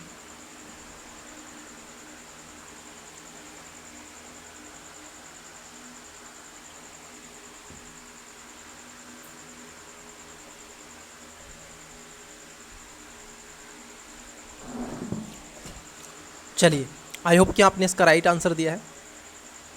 उत्तर प्रदेश के सर्वाधिक वन प्रतिशत जिले वाले क्षेत्रों पर विचार करें और उनको सही कालानुक्रम में आपको बताना है। जैसे मिर्ज़ापुर है, सोनभद्र है, पीलीभीत है, लखीमपुर खीरी है। देखो, मिर्ज़ापुर में इतना वन क्षेत्र आपको नहीं मिलता है। बहराइच, जिसको आज संत रविदास नगर कहते हैं, वो, संभल, इनमें बहुत कम आपको मिलेगा जो वन क्षेत्र है खास तौर पे। तो इसमें अगर हम लगाएं सीक्वेंस में तो इसका जो राइट आंसर होगा वो ऑप्शन नंबर बी होगा। ठीक है, ऑप्शन नंबर क्या होगा? बी होगा। सबसे ज़्यादा सोनभद्र में आपको मिलेंगे, उसके बाद लखीमपुर खीरी, फिर मिर्ज़ापुर, फिर पीलीभीत। ठीक है, चलिए, अमीर खुसरो के संदर्भ में आप देखो, हिस्ट्री से क्वेश्चन आपसे आ गया और हिस्ट्री से भी मेडिवल हिस्ट्री से क्वेश्चन आया है। अमीर खुसरो के संदर्भ में निम्नलिखित कथनों पर विचार कीजिए। इसका जन्म उत्तर प्रदेश के कासगंज में स्थित पटियाला नामक ग्राम में हुआ था। देखो, जो अमीर खुसरो था इसका जन्म खासतौर पर 1253 में हुआ था और उत्तर प्रदेश के कासगंज पटियाला नामक ग्राम में भी हुआ था। तो पहला सही है। इन्होंने हिंदुस्तानी शैली और ख्याल शैली का विकास किया। तो सेकेंड स्टेटमेंट भी सही है। कर्नाटक और कर्नाटकी है, हिंदुस्तानी है, इन शैलियों में कई प्रचलन थी, तो ये भी आपकी सही है। तो इसका राइट आंसर क्या होगा डियर? ऑप्शन नंबर बी हो जाएगा। आइए क्वेश्चन देखो, 39 नंबर का क्वेश्चन कौन सा सही आपसे पूछा है। भारत में सर्वप्रथम चित्रित शैलाश्रयों की खोज LCL कलाइयल द्वारा मिर्ज़ापुर के सहयोगी पहाड़ियों में की गई थी। दूसरा है कि मिर्ज़ापुर के शैलाश्रयों में आखेट, नृत्य, संगीत और पशुओं के चित्रों का अंकन किया गया है। अब आपको इसका राइट आंसर बताना है, बताइएगा। चलिए, तो देखो, यहाँ पर दोनों बातें एकदम क्या हो जाएंगी, आपकी सही हो जाएंगी। ठीक है, तो पहला भी सही है और दूसरा भी सही है, तो बी इसका राइट आंसर होगा। नेक्स्ट क्वेश्चन देखते हैं, 40। निम्नलिखित में से कौन सा ये कथन मुगल कालीन चित्रकला के संदर्भ में सही है। देखो, मुगल काल में चित्रकला बहुत अपने, अगर मैं कहूँ कि चरमों उत्कर्ष पर पहुँचते समय अगर चित्रकला की बात करोगे तो वो आपको मुगल काल ही मिलेगा। चाहे वो ख़ासतौर पर आप देखोगे जहांगीर हो, शाहजहाँ हो, कई ऐसे चित्रकार रहे हैं। ये कह रहे हैं अकबर चित्रकला का महान संरक्षक था। देखो, आप कह सकते हैं कि अकबर को चित्रकला में विशेष रुचि थी, लेकिन जहांगीर को चित्रकला का महान संरक्षक कहा जाता है, क्योंकि वह न केवल एक कुशल चित्रकार था, बल्कि उसने प्रकृति प्रेमी के होने के कारण पशुओं पक्षियों के बड़े चित्रों, जीवित चित्र भी तैयार करवाए थे। और यहाँ पर चित्रकारों की बात कर ले तो कई उसके दरबार में, जैसे अबुल हसन था, उस्ताद मशहूर था, रुखे वेग, किशन दास, आंगा रजा, मोहम्मद मुराद, माधव मनोहर, गोवर्धन जैसे विख्यात चित्रकार उस समय के थे।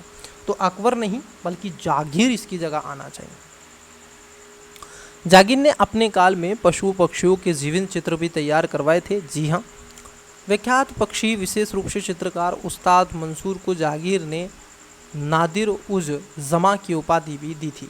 तो देखो, ये खास तौर पर ये गलत है, क्योंकि नारिद उज जमा युग श्रोमणि की उपाधि दी थी, और तीसरा सही नहीं है। और जहांगीर ने ये नादिर उम्र की उपाधि प्रदान की थी, इसके अतिरिक्त अबुल हसन को। ठीक है, तो ये थोड़ा सा ध्यान में रखना। मशहूर को नहीं दी थी, मंसूर को नहीं, अबुल हसन को दी थी लेकिन अबुल हसन को। तो तीसरा गलत है, पहला भी गलत है, तो नंबर 2 इसमें सही है केवल बी। 41 नंबर, निम्नलिखित में से किस संस्थान को वर्ष 2023 के लिए Indian of the year award प्रदान किया गया था?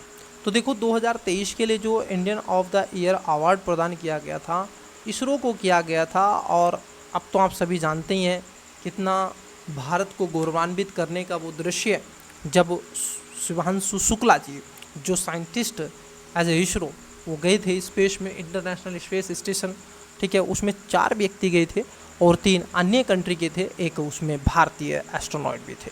वो अब वापस लैंड कर दिए हैं। 18 दिन तक उनका वो आप देखोगे ऑपरेशन था जो उन्होंने किया, उनका क्या क्या उनको चाहिए था, जो ट्रीटमेंट करना था, रिसर्च वगैरह। आइए कुछ सैन्य अभ्यास आपकी स्क्रीन पर दिख रहे हैं और आपको बताना है कहाँ कहाँ पर कौन सा सही। देखो जो सेक्स विनवेक्स की बात कर ले, ये जो 2023 में होता भारत और वियतनाम के बीच में हुआ था। तो पहले का मतलब कि ए का जो आना चाहिए भारत वियतनाम मतलब कि 2 आएगा। खंजर भारत और किर्गिस्तान के बीच में हुआ था, भारत और किर्गिस्तान 1 आ जाएगा। तो 2-1 देखो कहाँ पर है, 2-1 यहाँ पर है। ओके, समुद्र लक्ष्मण, देखो समुद्र जो लक्ष्मण हुआ था ये जो अभ्यास था ये भारत और मलेशिया के बीच में हुआ था। तो इसका 3 आ जाएगा और इसका 4 आ जाएगा। सॉरी,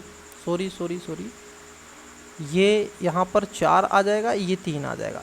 जो आपका तर्कस है भारत अमेरिका। 2-1-4-3 कहाँ पर है? 2-1-4-3 ऑप्शन नंबर है आपका सी। चलिए नेक्स्ट देखते हैं क्वेश्चन। 31 जनवरी 2024 तक देश के 766 जिलों में से कितने जिलों ने स्वयं को मेला ढोने की प्रथा को मुक्त रूप से ख़त्म कर दिया है, समाप्त कर दिया है?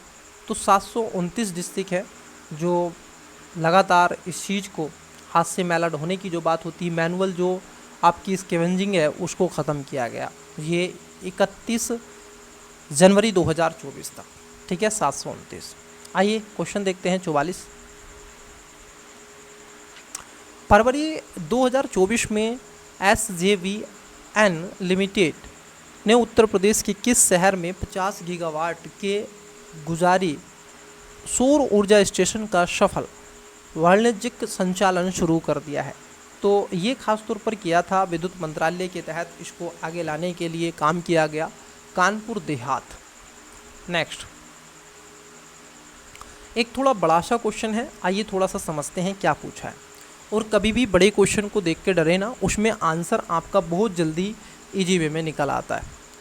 जापान ने भारत में विभिन्न क्षेत्रों में 9 परियोजनाओं के लिए 232.209 अरब जापानी येन मतलब कि GPY का आधिकारिक विकास सहायता ODA ऋण देने की प्रतिबद्धता जताई। पूछा गया है परियोजनाएं शामिल हैं कौन कौन सी? हरियाणा में स्थायी बागवानी को बढ़ावा देने की परियोजना बिल्कुल है। राजस्थान में जलवायु परिवर्तन प्रतिक्रिया और परितंत्र सेवा संवर्धन के लिए योजना बिल्कुल है। Nagaland institute of medical science and research Kohima में मेडिकल कॉलेज अस्पताल की स्थापना के लिए परियोजना, ये भी सही है। उत्तराखंड में शहरी जल आपूर्ति प्रणाली में सुधार के लिए परियोजना, ये भी सही है। तो चारों बातें एकदम सही हैं, right answer option number D हो जाएगा। चलिए ये बड़ा इजी सा क्वेश्चन है, मैपिंग से क्वेश्चन है। मैं चाहता हूं कि इस क्वेश्चन का करेक्ट आंसर आप कमेंट्स कर दें, प्यारा सा कमेंट्स करें बच्चे। देखो देश में तेंदुए की सर्वाधिक संख्या के संदर्भ में निम्नलिखित कथनों पर विचार करें। इस पर भी मैंने आपसे बताया था, तेंदुए के बारे में, चीते के बारे में भी बताया था। बताइएगा किस स्टेट में आपको है, ठीक है। सर्वाधिक संख्या कहाँ पर है, फिर उससे कम, फिर उससे कम। मध्य प्रदेश, महाराष्ट्र, कर्नाटक, तमिलनाडु। चलिए आइए देखते हैं नेक्स्ट क्वेश्चन। भारत टैक्स 2024 के संदर्भ में निम्नलिखित कथनों पर विचार कीजिए। इसका आयोजन 26 से 29 फरवरी 2024 के दौरान किया गया। इसमें करदाताओं की समस्या का निदान किया गया।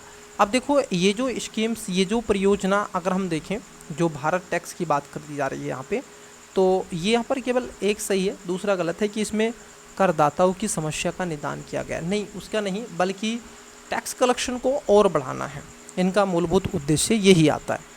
तो पहला तो सही है, सेकंड गलत है, तो डी इसका राइट आंसर होगा।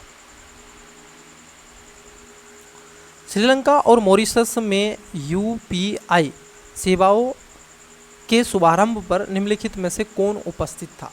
तो इसको लेकर के शुभारंभ किया गया इंटरनेशनल स्तर पर, भारत सरकार ने भी इसको प्रमोट किया। तो भारत के प्रधानमंत्री शुभ काम में देरी क्यों 12 फरवरी 2024 को दोपहर 1 बजे वीडियो कॉन्फ्रेंस के माध्यम से यूपीआई को बढ़ावा देने का काम किया। पुस्तक है और यहाँ पर लेखक है, बताइएगा कौन कौन सी कितनी इसमें सुमेलित है। देखो ये कह रहे हैं द आइडियाज ऑफ डेमोक्रेसी, ये सैम पित्रोदा, ठीक है, सैम पित्रोदा, ठीक है, तो पित्रोदा, तो ये तो गलत है पहले ही। क्लाइमेट कैपिटलिज्म की बात कर लें तो अक्षत राठी ने, बिल्कुल ये सही है। नेहरूज फॉरेस्ट रिक्रूट, तो ये खास तौर पर हम देखें ये बल्लूत भट्टाचार्य जी रहे हैं, ये यहाँ पर शमीर क्या है, सनोई चोपड़ा नहीं थे। The winners mind set Sam Watson, ठीक है, ये वाली बात सही है, जो आपके माइंड सेट सैन वाटसन रहे हैं, तो ये सही है। तो केवल 2 सही हैं, बाकी के इसमें 2 गलत हैं। निम्नलिखित में से किस तिथि को विश्व क्षय रोग दिवस के रूप में मनाया जाता है? ये तो इजी सा है, 2 कमेंट्स फिर। 51 कथनों पर विचार करें। अब देखो यहाँ पर भी सही पूछ रहा है। मयूर शर्मन ने 18 अश्वमेघ यज्ञ किए। अब डियर यहाँ पर जरा देखो, क्या इसने 18 अश्वमेघ यज्ञ किए थे या यही नहीं किए थे? तो पहला वाला जो है ये बात सही है। वाकाटक शासकों ने ब्राह्मण धर्म के आदर्शों को दक्षिण भारत की ओर प्रसारित करने में सेतु का काम किया। ये बात भी सही है, क्योंकि महाराष्ट्र से ये सातवाहनों की स्थापना हुई थी और उसके बाद आगे वाकाटकों ने तो जो ब्राह्मण, स्वयं ब्राह्मण भी थे, ब्राह्मणों को खूब भूमि अनुदान दिए, उन्होंने वैदिक यज्ञ भी किए, कई सारी चीज़ें ऐसी हुई, रामायण महाभारत वगैरह वगैरह। तो पहला और दूसरा सही है, तो डी इसका राइट आंसर हो जाएगा। मध्य एशिया के संपर्क से भारत संस्कृति निम्नलिखित में से किन तत्वों पर समावेश हुआ है? जैसे ईंटों के कुओं का निर्माण होना, राज्य शासन में छत्र प्रणाली का होना, लाल बलुआ पत्थर विरत बाण और सेनानी शासन की परिपाटी भी देखने के लिए आपको मिलती है, जो भारतीय ये संस्कृति या फिर कल्चर में आपको मिल जाएगी। तो अगर हम देखें 52 नंबर के जो राइट आंसर की बात कर लें तो ऑप्शंस की तरफ बढ़ते हैं। तो इसमें चारों बातें आपकी सही हैं डियर, पहला भी सही है, दूसरा, तीसरा, चौथा। तो इसका जो राइट आंसर होगा वो डी इसका करेक्ट आंसर हो जाएगा। ये कह रहे हैं अभिकथन है मौर्य राजधानी पाटलिपुत्र का प्रच्छन्न 6 समितियाँ थी। देखो इसमें 6 समितियाँ हुआ करती थी। ये क्वेश्चन आपका रिपीट क्वेश्चन हुआ है, टेस्ट में भी मैंने आपको बताया था, ठीक है। तो ये बात एकदम सही है कि यहाँ पर 6 हुआ करती थी और उसमें हर में 6 समितियों में इनमें हर में 5 सदस्य होते थे। कारण दे के रखें कि प्रत्येक समिति में 5 सदस्य होते थे, ये भी बात सही है। यहाँ पर दोनों बातें सही हैं, लेकिन ये जो 6 समितियाँ थी उनका मोटो क्या था, वो किस लिए बनाई जाती थी, वो यहाँ पर नहीं है। तो दोनों बातें सही हैं, लेकिन इसकी सही व्याख्या नहीं करता है, तो ए इसका राइट आंसर हो जाएगा। सिकंदर के आक्रमण ने भारतीय परिस्थितियों में किस रूप से प्रभावित किया? अब ये तो आपकी बेसिक अंडरस्टैंडिंग पर है, अगर आपने जितना इतिहास को समझा है वो आप बताओगे। पश्चिम और यूनान के मध्य प्रत्यक्ष संपर्क की स्थापना को बढ़ावा देने में से एक रहा है। पश्चिमोत्तर भारत का राजनीतिक एकीकरण भी किया है और ऐतिहासिक घटनाओं का तिथि क्रम निर्धारित करने में भी इसकी सहायता रही है। तो डी इसका करेक्ट आंसर हो जाएगा। प्राचीन भारत के संदर्भ में निम्नलिखित कथनों पर विचार करें। देखो पहला है कि उदयन ने पाटलिपुत्र नामक नगर की स्थापना की। अब डियर मेरे को एक बात बताइएगा, ये जो इसकी स्थापना करी थी वो किसने करी थी? ठीक है, तो ये बात सही है कि उदयन ने करी थी। कालाशोक के शासनकाल में द्वितीय बौद्ध संगति का आयोजन किया हुआ, पहला 483 में, दूसरा उसके 100 वर्ष बाद में हुई, तो वो 300 में हुई थी। ठीक है, तो यहाँ पर अगर हम देखें 487 में पहली हुई थी ना, है ना, तो इसको भी थोड़ा सा ध्यान में रखना है। तो यहाँ पर दोनों बातें आपकी सही हैं, पहला भी सही है, दूसरा भी सही है, तो डी इसका राइट आंसर हो जाएगा। कॉपर, जिंक और निकेल के मिश्रण से निम्नलिखित में से किस धातु का निर्माण होता है? तो देखो, जब इनको एक साथ मिलाया जाता है तो उसमें एक धातु बनती है जिसको जर्मन सिल्वर बोलते हैं। ठीक है, चलो नेक्स्ट देखो। विलेयता के संदर्भ में निम्नलिखित कथनों पर विचार करो। विलेयता के बारे में आपसे पूछा है। गैसों की द्रव्यों में विलेयता ताप एवं दाब द्वारा बहुत अधिक प्रभावित होती है। बिल्कुल, जहाँ भी प्रेशर हुआ, टेम्परेचर हुआ, वहाँ पर इसके नंबर ऑफ लीकेज बढ़ जाता है। दाब बढ़ने पर गैसों की विलेयता बढ़ जाती है। तो क्या ये बात सही है? हाँ, ये बात भी आपकी सही है। तो दोनों बातें सही हैं, तो सी इसका राइट आंसर होगा। चलिए नेक्स्ट क्वेश्चन देखते हैं। ये थोड़े से वन लाइनर क्वेश्चन है, इसका आंसर मैं चाहता हूँ कि आप भी इसका आंसर दें डियर। देखो, यहाँ पर तो मैं आपसे सारे आंसर दे रहा हूँ, डिस्कस कर रहा हूँ, बट वहाँ पे तो आप ही ने आंसर देने। गोताखोरों द्वारा श्वसन लेने के लिए उपयोग किए जाने वाले टैंक में निम्नलिखित में से किस गैस का प्रयोग नहीं किया जाता है? अब मुझे बताओ किसका नहीं होता है? नाइट्रोजन होती है, ऑक्सीजन होती है, हीलियम होती है, लेकिन हाइड्रोजन इसमें नहीं पाई जाती है, जो उनके पास में गैस होता है। तो डी होता है। निम्नलिखित में से कौन सा एल्यूमिनियम का अयस्क है? तो एल्यूमिनियम का जो अयस्क देखने के लिए आपको मिलेगा उसमें खासतौर पर आता है जिसको हम बोलते हैं बॉक्साइट। बॉक्साइट एल्यूमिनियम का अयस्क होता है। ठीक है, बॉक्साइट। 60 नंबर का क्वेश्चन हीलियम के संदर्भ में आपसे पूछा जा रहा है। हीलियम जो एक गैस होती है जो आपको उच्च बहिर स्पेस में, मतलब कि वायुमंडल में आपको मिलेगी। हीलियम अज्वलनशील और हल्की गैसों में से एक होती है, तो बात एकदम सही है। इसका उपयोग गैस स्थित और नाभिक के रिएक्टरों में किया जाता है। तो यहाँ पर अगर हम देखें, ये बात भी आपकी करेक्ट हो जाएगी। तो दोनों बातें सही हैं, तो सी इसका राइट आंसर होगा। वैश्विक लैंगिक अंतराल सूचकांक निम्नलिखित आयामों से लैंगिक समानता के विकास को मापता है। देखो, इसके अंतर्गत क्या है? आर्थिक अवसर की भागीदारी, शिक्षा, स्वास्थ्य, उत्तरजीविता, राजनीतिक सशक्तिकरण। देखो डियर, अगर हम देखें इस बात की बात आपसे करें तो यहाँ पर चारों ही बातें सही हैं, पहला, दूसरा, तीसरा, चौथा, तो डी इसका करेक्ट आंसर हो जाएगा। क्वेश्चन नंबर है आपका 62। गरीबी रेखा निर्धारण पर रंग राजन समिति द्वारा अखिल भारतीय स्तर पर गरीबी रेखा के रूप में शहरी और ग्रामीण मासिक प्रति व्यक्ति उपभोग निर्धारित किया गया। तो वो कितना था प्रति व्यक्ति जो था मासिक, बताइएगा? वो था आपका 1407 रुपये, ग्रामीण क्षेत्रों में 772 रुपये, शहरी क्षेत्रों में 1407 हैं और ग्रामीण क्षेत्रों में 972। तो ए इसका राइट आंसर। प्रधानमंत्री अन्नदाता आय संरक्षण अभियान निम्नलिखित में से किस वर्ष शुरू किया गया? तो ये जो अभियान शुरू किया गया था, क्योंकि इतना अभियान ये शुरू करते रहते हैं तो बच्चे कंफ्यूज हो ही जाने, तो डी इसका होगा। ठीक है, डी 12 सितंबर 2018। निम्नलिखित में से किस समिति की सिफारिश पर कृषि क्षेत्र में सब्सिडी की अवधारणा का मूल, ठीक है, अवधारणा को लागू किया गया? तो ये जो कमेटी थी, अगर हम इसकी बात कर लें तो किसके तहत ये कमेटी आई थी? ये थी खासतौर पर आप देखोगे लक्ष्मीकांत झा समिति। ठीक है, कौन थी? लक्ष्मीकांत झा समिति। 65 नंबर का क्वेश्चन देखो। अभिकथन है कृषि भारतीय अर्थव्यवस्था में महत्वपूर्ण भूमिका निभाती है और कृषि को भारतीय अर्थव्यवस्था की रीढ़ भी कहा जाता है। दूसरा है कि कृषि सकल घरेलू उत्पाद में 18.5% का योगदान देती है और लगभग 43.3% आबादी को रोजगार भी प्रदान करती है। तो ये दोनों बातें सही हैं और इसका एक सही व्याख्या भी करता है, तो सी इसका राइट आंसर हो जाएगा। राष्ट्रीय अवसंरचना पाइपलाइन के संदर्भ में निम्नलिखित कथनों पर विचार कीजिए। यह दिसंबर 2019 में शुरू की गई। इसमें केंद्र सरकार की 29% की हिस्सेदारी है। किसको? राष्ट्रीय अवसंरचना, जिसको बोलते हैं नेशनल इंफ्रास्ट्रक्चर पाइपलाइन। ठीक है, NIP कहते हैं इसको। तो अगर हम इस बात की बात कर लें तो दोनों बातें सही हैं। 2019 में शुरू किया गया था दिसंबर में, और इसमें केंद्र सरकार की 39% की हिस्सेदारी है। तो यहाँ पर एक और दो दोनों सही हैं। नेक्स्ट क्वेश्चन देखते हैं। जीएसटी परिषद के बारे में पूछा गया है, जीएसटी काउंसिल के बारे में आपसे पूछा जा रहा है। आर्टिकल आपने पढ़ा होगा 279A, ठीक है।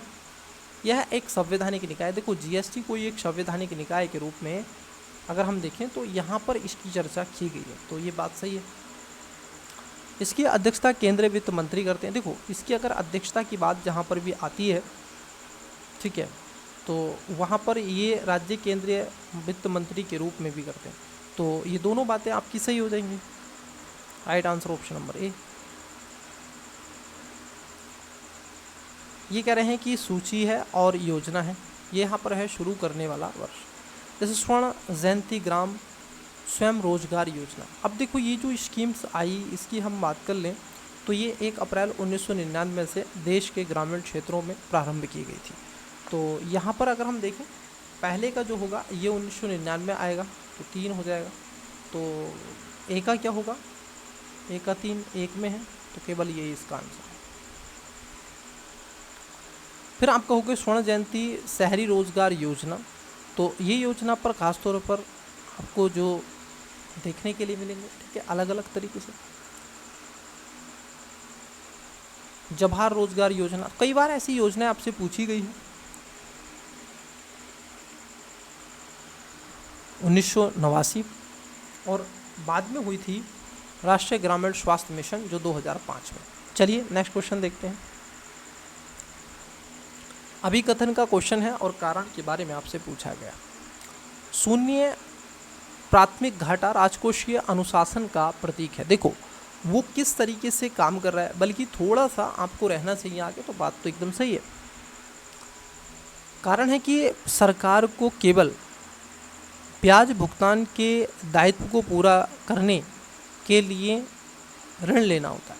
तो देखो डियर, अगर हम बात कर लें सरकार को केवल ब्याज भुगतान के दायित्व को पूरा करने के लिए ऋण लेना होता है, तो ये बात भी आपकी सही है, लेकिन ये इसकी सही व्याख्या नहीं करता है। बात तो एकदम सही है दोनों, लेकिन डी इसका राइट आंसर है। लॉजिस्टिक प्रदर्शन सूचकांक के बारे में आपसे पूछा गया। अब देखो ये जो सूचकांक हुआ था, अगर हम इसकी बात कर लें तो ये कह रहे हैं आपसे कि यह एक द्विवार्षिक सूचकांक है। देखो पहली बात तो ये द्विवार्षिक नहीं है, बल्कि एक द्विवार्षिक सूचकांक के रूप में जाना जाता है। तो ये बात सही है, द्विवार्षिक है, द्विवार्षिक है, ये बात सही है। इसे विश्व व्यापार संगठन द्वारा निर्मित किया गया, तो ये गलत है, क्योंकि विश्व बैंक द्वारा बनाया गया लॉजिस्टिक प्रदर्शन सूचकांक का एक इंटरएक्टिव बेंचमार्क के टूल्स के रूप में भी काम करता है। तो यहाँ पर अगर हम देखें तो सेकंड जो स्टेटमेंट है वो गलत है, ठीक है, सेकंड गलत है, पहला सही है, तो डी। अब इकोनॉमी से क्वेश्चन पूछ ले आपसे, बताइएगा इकोनॉमी का क्वेश्चन।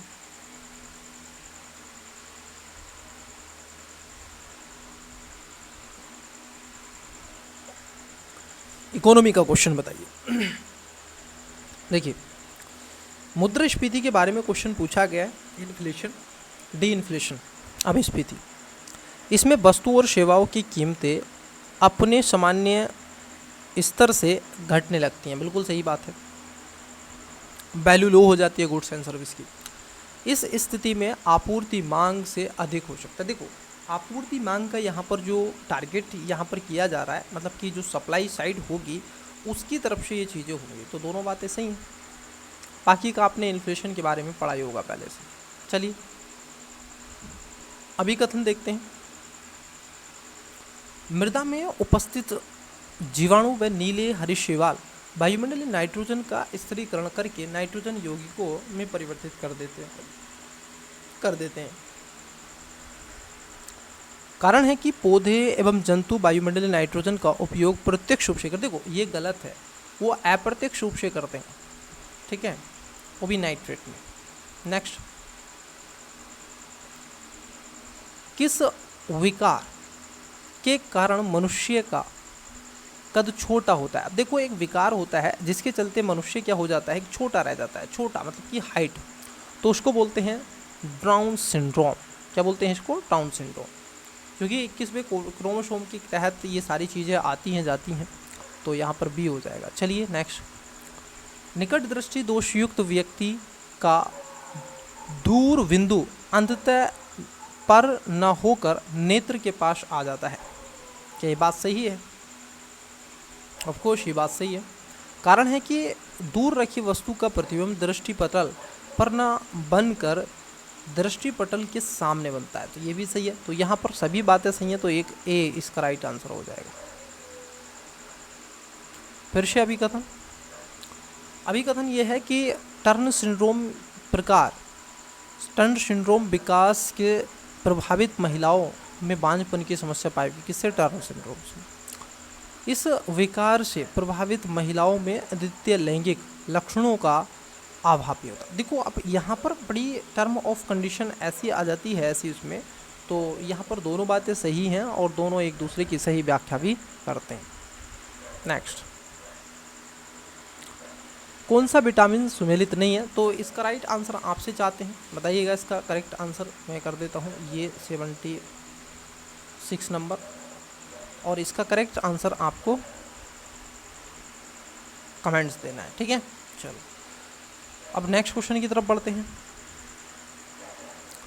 कार्बोहाइड्रेट के संदर्भ में निम्नलिखित में से कौन सा कथन सही है? मानव शरीर में कार्बोहाइड्रेट ग्लाइकोजन के रूप में संग्रहित रहता है। देखो जो कार्बोहाइड्रेट की अगर हम बात कर ले तो ये खासतौर पर ये ग्लाइकोजन के रूप में ही रहता है। वनस्पतियों में कार्बोहाइड्रेट स्टार्च के रूप में संचरित होता है, तो ये भी सही है। दोनों बातें आपकी करेक्ट हो जाएंगी। Right answer option number C. Cellulose के संदर्भ में आपसे पूछा गया और सही आपको बताना है। सेलुलोज क्या है? देखो एक विशिष्ट रूप से केवल पौधे में मिलता है, बात सही है। यह एक अकार्बनिक पदार्थ नहीं, यह अकार्बनिक नहीं कार्बनिक है, तो पहला सही है। इसका जो राइट आंसर है वो ऑप्शन नंबर ए है, ठीक है। चलो 79 नंबर का क्वेश्चन देखो डियर, किसका उपयोग शल्य चिकित्सा में निर्देशक के रूप में किया जाता है? तो जो आपका शल्य चिकित्सा है अगर हम उसकी बात कर लें तो ये आपको हैकोथोनेन के बारे में आपको मिलेगा। निम्नलिखित में से कौन सा सुमेलित नहीं पूछा है आपसे? तो देखो कौन सा सुमेलित नहीं है, तो इसमें खासतौर पर जे जो टॉमन्स भी थे ये प्रोटॉन से बता रहे हैं, बल्कि ये इलेक्ट्रॉन से संबंधित थे। तो यहाँ पर ही आपका सी गलत है, ये किससे थे? इलेक्ट्रॉन से संबंधित थे। चलिए नेक्स्ट, मूल राशि है और ऐसा ही मात्रक भी, क्योंकि फिजिक्स के भी कई क्वेश्चन यहाँ पर आपके बन जाते हैं। जैसे लंबाई को किस में मापते हैं? देखो लंबाई को किस में मापते हो, कहाँ पर है लंबाई को मापते हो कहाँ पर है? मीटर में मापते हैं। किस में मापते हैं बच्चे? आपके मीटर में हम लंबाई को मापते हैं। द्रव्यमान को किलोग्राम में, समय को प्रति सेकंड में, ठीक है। और इन सब के अलावा विद्युत धारा को एम्पियर में, ऊष्मा गतिक ताप को केल्विन में, पदार्थ के मात्रक को मोल में, और ज्योति तीव्रता को कैंडला में। तो इसका राइट आंसर बताइएगा, तो सी इसका करेक्ट आंसर हो जाएगा 3 4 1 2। अदिश और सदिश राशियों के संदर्भ में आपसे पूछा गया है। अदिश राशि वह राशि है जिसमें परिमाण तथा दिशा दोनों होते हैं, मतलब कि इसमें दोनों ही देखने के लिए आपको मिलेंगे, बल्कि इसकी बात यहाँ पर लिख दी है इसकी। सदिश राशि वह है जहाँ जिसमें मात्र परिणाम होता है, तो ये गलत है। अदिश राशि में मात्र परिणाम होता है, सदिश राशि में परिणाम तथा दिशा दोनों होते हैं, तो यहाँ पर दोनों बातें गलत हैं लिखी हुई, तो इसका डी राइट आंसर होगा। चलिए नेक्स्ट क्वेश्चन बताइएगा। क्वेश्चन आपकी स्क्रीन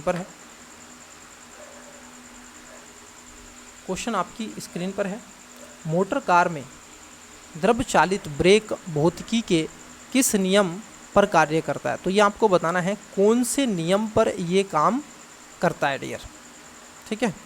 मैं इसको एक बार रिफ्रेश कर देता हूँ।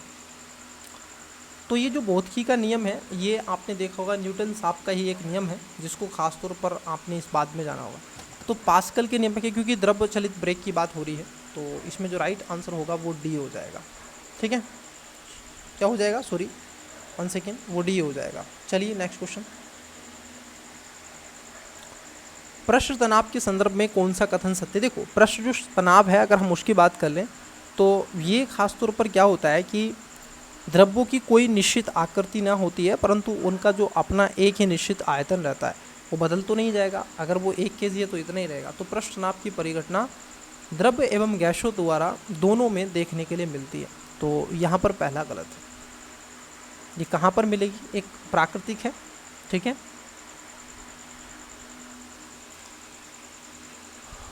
पृष्ठ तनाव का मान ताप वृद्धि के साथ बढ़ता है, तो ये गलत है।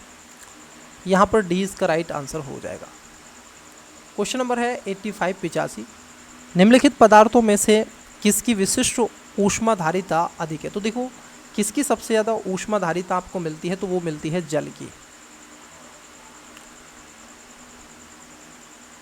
भारत की जनगणना 2011 के संदर्भ में निम्नलिखित में से कौन सा कथन सत्य है? अब तो 2027 में जनगणना होने वाली है, ठीक है, तो उसको ध्यान में रखना। और उसमें कास्ट बेस जनगणना की जाएगी, ठीक है, वर्ग को टारगेट किया जाएगा।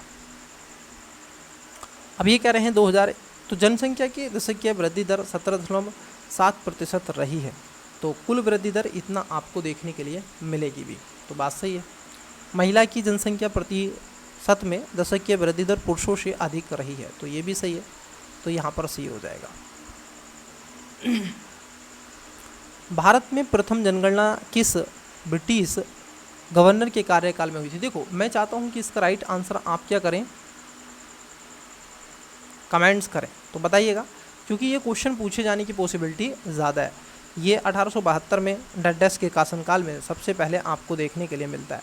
1881 में रिपन के द्वारा प्रत्येक 10 वर्ष में जनसंख्या को क्रमवार तरीके से आकलन करने के लिए जारी किया गया, और 1872 में जनगणना को शामिल करते हुए अब तक 15 भारत में जनगणना हो चुकी हैं। तो बताइएगा ये किसके द्वारा है? 87 नंबर का क्वेश्चन डियर, आपको बताना है इसका राइट आंसर।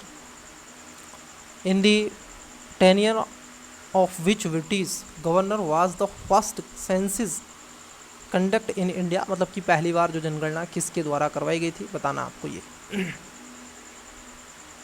भारत की जनगणना 2011 के संदर्भ में निम्नलिखित कथनों में से कौन सा कथन या सत्य है या है? यह स्वतंत्र भारत की 6वीं जनगणना थी। देखो ये स्वतंत्र भारत की अगर हम देखें, ये 15वीं जनगणना है 2011 की, ठीक है, तो पहला गलत है। इस जनगणना का नारा हमारी जनगणना हमारा भविष्य, तो ये सेकेंड स्टेटमेंट सही है। The slogan of the census was our census our future, तो बी इसका राइट आंसर होगा, केवल 2। जनगणना 2011 के अनुसार भारत के किस राज्य की जनसंख्या वृद्धि दर ऋणात्मक रही, मतलब कि वो घटी है, तो वो घटी है नागालैंड की, ठीक है। चले नेक्स्ट देखते हैं 90 नंबर का क्वेश्चन। भारत की जनगणना 2011 के संदर्भ में निम्नलिखित में से कौन सा कथन सत्य है? भारत की जनसंख्या का घनत्व 382 प्रति वर्ग किलोमीटर है, तो 382 में आपको देखने के लिए मिलेगा, तो यहाँ पर पहली वाली बात एकदम सही है। पश्चिम बंगाल भारत का सर्वाधिक जनसंख्या वाला राज्य नहीं, सबसे ज़्यादा जो आपको जनसंख्या मिलेगी वो बिहार में 1104, कितनी है? बिहार में 1106 है, और पश्चिम बंगाल की बात कर ले तो यहाँ पर 1028 है, तो ये गलत है, पहला सही है, तो ए इसका राइट आंसर होगा। मार्च 2024 में निम्नलिखित में से किस देश के द्वारा भारत के प्रधानमंत्री को ऑर्डर ऑफ द डुक गिलायपो से सम्मानित किया गया? इस वर्ष कुछ ज़्यादा ही आपने देखे होंगे, मोदी जी को बहुत ज़्यादा ऐसे उच्च सम्मानों से दिया गया, तो भूटान, ठीक है, ऑर्डर ऑफ द डुक गिलायपो। उत्तर पूर्वी परिवर्तन औद्योगिकरण योजना 2024 के संदर्भ में निम्नलिखित कथनों पर विचार करो। अब यहाँ पर अगर हम देखिए पहले स्टेटमेंट की बात कर लें, यह केंद्रीय क्षेत्र योजना है, बिल्कुल सही बात है। इसको उद्योग संवर्धन और आंतरिक व्यापार विभाग, मतलब कि DPIIT द्वारा राज्यों के सहयोग से लागू किया गया, तो ये भी सही है, तो दोनों बातें सही हैं, मतलब कि 1 और 2 दोनों यहाँ पर राइट आंसर हो जाएगा। मार्च 2024 में चर्चाओं में रहे आग्रे अक्षय निम्नलिखित में से क्या? देखो ये अभी चर्चाओं में भी रहे थे, तो ये खासतौर पर क्या है, नौवहन जहाज़ों के रूप में आग्रे अक्षय के रूप में जाना जाता है। निम्नलिखित में से कौन पैरालंपिक खेलों के इतिहास में 2 स्वर्ण पदक जीतने वाला भारत महिला बनी? अब कौन सी महिला है जिन्होंने 2 पदक जीते हैं भारत के लिए? तो वो हैं खासतौर पर अवनीत लेखरा। नेक्स्ट, ये कह रहे हैं आपसे सही आपको बताना है। देखिए, solar energy corporation of India limited मतलब कि जो SECI को नवरत्न का दर्जा प्राप्त हुआ। तो अभी हाल ही में क्या था, 2024 में कई ऐसी रही हैं कंपनियां जिनको नवरत्न, महारत्न, जैसे इंडियन ऑयल है वो महारत्न कंपनी बन गई है। यह अक्षय ऊर्जा क्षमता के विकास और विस्तार के लिए समर्पित है। नहीं, इससे कोई खास तौर पर लेना देना है नहीं, तो ये गलत है, पहला सही है। तो ये इसका राइट आंसर मतलब कि डी इसका करेक्ट आंसर है, केवल एक। 70वें राष्ट्रीय फिल्म पुरस्कारों की घोषणा के संदर्भ में निम्नलिखित कथनों पर विचार करो। अब देखो, ये जो पुरस्कारों की घोषणा है ये की गई, तो इसमें 2022 के लिए 70वें फिल्म पुरस्कार की घोषणा हुई। ये आपको सर्वश्रेष्ठ बताना है। सर्वश्रेष्ठ पिक्चर पुरस्कार अट्टम को दिया गया था, ये बात सही है। सिनेमा फिर लिखी श्रेष्ठतम पुस्तक का पुरस्कार Kishore Kumar the ultimate biography को दिया गया। तो यहाँ पर दोनों बातें सही हैं, डी इसका ए राइट आंसर हो जाएगा। नेक्स्ट, अब देखो, भारत के चंद्रयान जो 3 मिशन है उसके बारे में आपसे पूछा है कि उत्सव मनाने के लिए किस तिथि को राष्ट्रीय अंतरिक्ष दिवस घोषित किया गया, क्योंकि राष्ट्रीय अंतरिक्ष दिवस भी घोषित करने का प्रयास भारत ने किया और 23 अगस्त को किया। ठीक है, 23 अगस्त। चलिए, इसको राष्ट्रीय अंतरिक्ष दिवस कहते हैं। सितंबर 2024 में पहला 2 दिवसीय संयुक्त कमांडर सम्मेलन JCC उत्तर प्रदेश में कहाँ आयोजित किया गया? तो ये उत्तर प्रदेश का एक क्षेत्र जिसको हम कहते हैं लखनऊ, उसमें किया गया था। चलिए नेक्स्ट क्वेश्चन है आपका। नेक्स्ट, निम्नलिखित में से किन्हें यूनेस्को के memory of the world Asia Pacific regional register में सम्मिलित किया गया?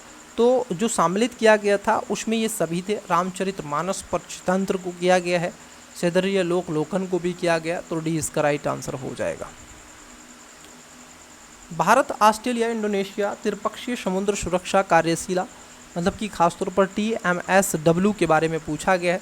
अब देखो, पहले स्टेटमेंट की अगर हम बात कर ले यहाँ पे, तो पहला स्टेटमेंट क्या कह रहा है? ये कह रहा है कि इसके दूसरे संस्करण का आयोजन कोचीन और INS द्रोणाचार्य पर किया गया है। क्या ये बात सही है? बिल्कुल, ऑफकोर्स ये बात एकदम सही है। यह हिंद महासागर क्षेत्र में क्षेत्रीय समुद्री सुरक्षा बढ़ाने के लिए सहयोगात्मक प्रयास था, तो ये भी सही है। दोनों बातें सही है, मतलब कि ए इसका राइट आंसर हो जाएगा। कालानुक्रम है, व्यवस्थित है। जैसे वास्को डी गामा का भारत आगमन होता है, भाई सबसे पहले तो वास्को डी गामा ही आएगा, सिंपल सी बात है। 1498 में वास्को डी गामा आ जाता है। 1 सेकेंड रुकिएगा, वास्को डी गामा आता है 1498 में, ठीक है। उसके साथ साथ पुर्तगालियों ने कोचीन में अपनी फैक्ट्री स्थापित करी थी, सूरत में अंग्रेज़ों ने करी थी, ठीक है। तो इसमें जो सही आएगा वो डी इसका राइट आंसर हो जाएगा। 1 2 3 4 क्या हो जाएगा? सॉरी 101 है ना, सॉरी डी नहीं, बी होगा इसका राइट आंसर। 1 3 4 2। नेक्स्ट, घटनाओं पर विचार कीजिए, कालानुक्रम में आपसे बताना है। जैसे राजद्रोह सभा अधिनियम कब आया था, मार्लिमेंटो सुधार, अरहर आंदोलन और दिल्ली दरबार। देखो, अगर हम बात करें जो आपका अहरार जो आंदोलन हुआ था ये 1906 में हुआ था। मार्लिमेंटो जो सुधार आया था वो 1919 में आया था। और उसके साथ साथ दिल्ली दरबार जो लगा था ये आपका 1911 में लगा था। और राजद्रोह सभा का जो लाया गया था ये 1911 में बना था। तो सबसे पहले आपको, ठीक है, क्या है 3, उसके बाद में 1, फिर उसके बाद में 2, फिर उसके बाद में 4, ठीक है। तो चलिए इसका जो राइट आंसर होगा ऑप्शन नंबर बी हो जाएगा। नेक्स्ट क्वेश्चन देखते हैं। क्वेश्चन 103 है और अभी कथन पे देखो, गांधी जी ने भारत में पहली जीत चंपारण सत्याग्रह के दौरान हासिल की थी। देखो, गांधी जी ने जो सबसे पहले, ये उनका एक अच्छा देखने के लिए मिला कि पहले ही किया और ये चीज़ें रहीं, तो ये बात सही है। चंपारण में गांधी जी ने राजेंद्र प्रसाद महजरूल हक के वी कृपलानी आदि के साथ मिलकर अपना पहला सत्याग्रह किया था। ये भी बात सही है, लेकिन ये इसकी सही व्याख्या नहीं करता है। वो 3 कटिया कानून आपने पढ़े होंगे, नील की खेती वगैरह वगैरह। तो यहाँ पर दोनों बातें सही है, लेकिन इसकी व्याख्या सही नहीं है, तो सी इसका राइट आंसर है। सोम प्रकाश एकमात्र समाचार पत्र था जिसके विरुद्ध लिटन का वर्नाकुलर प्रेस एक्ट लागू किया गया था। देखो, जो वर्नाकुलर प्रेस एक्ट था डियर, अगर हम उसकी बात कर लें तो ये बात सही है। ये 1859 में सॉरी, ये बंगाली भाषा में सोम प्रकाश हुआ करता था, इसके विरोध ही लाया गया था, तो बात सही है। यह एक्ट अंग्रेजी भाषाओं वाले सभी समाचार पत्रों पर नियंत्रण लाने के लिए आया। देखो, समाचार पत्र वो अंग्रेजी नहीं बल्कि अदर भाषा, तो ये गलत है, पहला सही है, डी इसका राइट आंसर है। अब यहाँ पर कुछ अधिनियम आपसे पूछे गए हैं, ये बड़ा ही इजी सा क्वेश्चन है, बताइएगा। ये रिपीट क्वेश्चन होते रहते हैं, तो इसका राइट आंसर क्या होगा बताओ। सही नहीं पूछा है ना, तो बी 1891 कारखाना अधिनियम की अगर हम बात कर लें, 1891 का कारखाना अधिनियम, ये 9 वर्ष से कम आयु के बच्चों को कार्य करने पर प्रतिबंध लगाता है, और ये अगर है 14 वर्ष, 14 नहीं है 9 वर्ष है, ठीक है। तो यहाँ पर बी इसका राइट आंसर होगा। भारत छोड़ो आंदोलन प्रथम ऐसा आंदोलन था जो पूरी तरह नेतृत्व विहीन था। देखो, भारत छोड़ो आंदोलन में नेतृत्व आपको देखने को मिलता है, लेकिन ये भी एक तरीके से लावारिसी था। इससे जुड़े सभी नेताओं का आंदोलन शुरू होने से पहले ही गिरफ्तारी होगी, फिर तो इसका जो नेतृत्व था वो अपने तरीके से किया, यही बात सही है, इसलिए इसका ये रीज़न हुआ। कालानुक्रम आपको बताना है इन सभी का। जैसे मित्र मेला की बात कर लें, दामोदर सावरकर पूना में 1899 में लिखी थी, ठीक है, मित्र मेला 1899। अनुसूची जो आंदोलन समिति है ये 1902 में थी। भारत माता समिति की बात कर लें तो भारत माता जो समिति है, सोसाइटी इसको कहते हैं, ये 1904 में। और नौजवान सभा की जो बात करते हैं ये 1926 में। तो इसका जो राइट आंसर है वो ऑप्शन नंबर ए है। क्वेश्चन है 108। देखिए, इसका राइट आंसर आपको देना है कमेंट्स, बहुत ही इजी सा क्वेश्चन है। 108 नंबर का, जॉर्ज यूले इन्होंने इलाहाबाद में की थी, दादा भाई नेहरू, मदन मोहन मालवीय, अंबिका चरण मजूमदार, याद कीजिए लखनऊ अधिवेशन। तो इसका राइट आंसर आपको देना है कमेंट्स में। आर्य समाज में शूद्रों तथा स्त्रियों को वेद पढ़ने की अनुमति थी। देखो, आर्य समाज ने वेदों की और लोटों की बात करी, तो यहाँ पर उनको ये अपॉर्चुनिटी भी दी थी, बात सही है।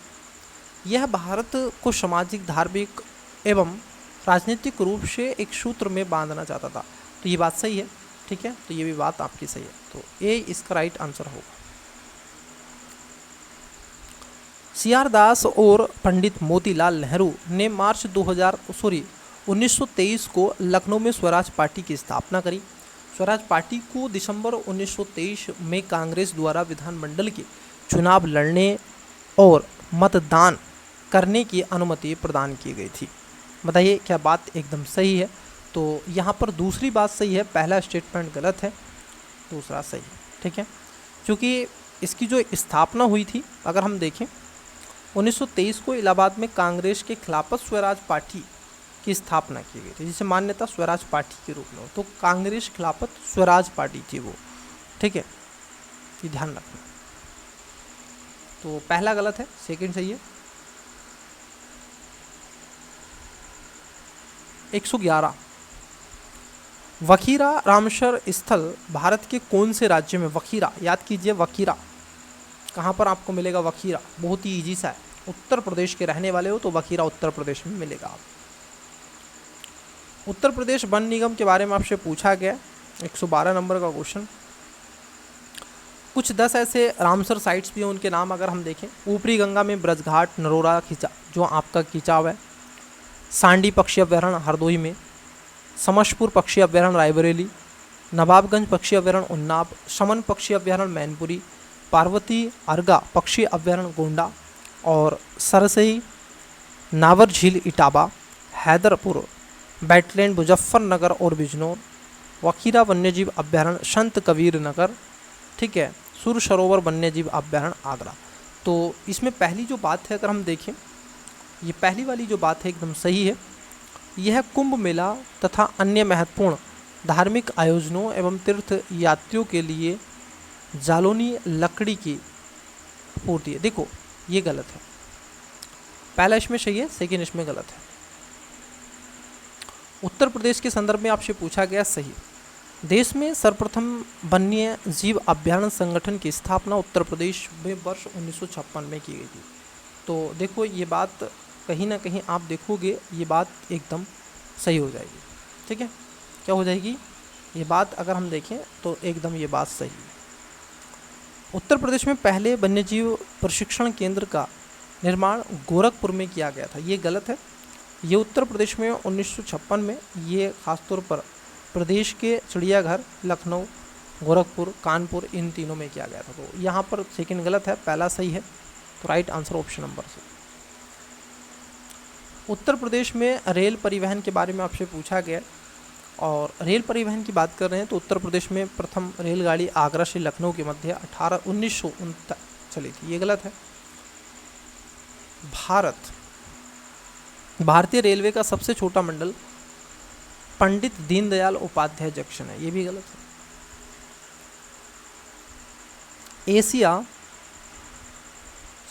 सेकेंड स्टेटमेंट सही है।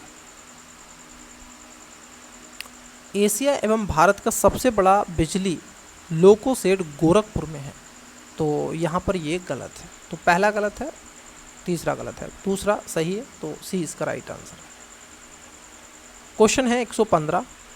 वर्ष 2011 की जनगणना के अनुसार उत्तर प्रदेश देश में औसत साक्षरता दर की दृष्टि से प्रथम स्थान पर है, क्या ये बात सही है? तो ऑफकोर्स ये बात गलत है। उत्तर प्रदेश का सर्वाधिक औसत साक्षरता दर वाला जिला गाजियाबाद है।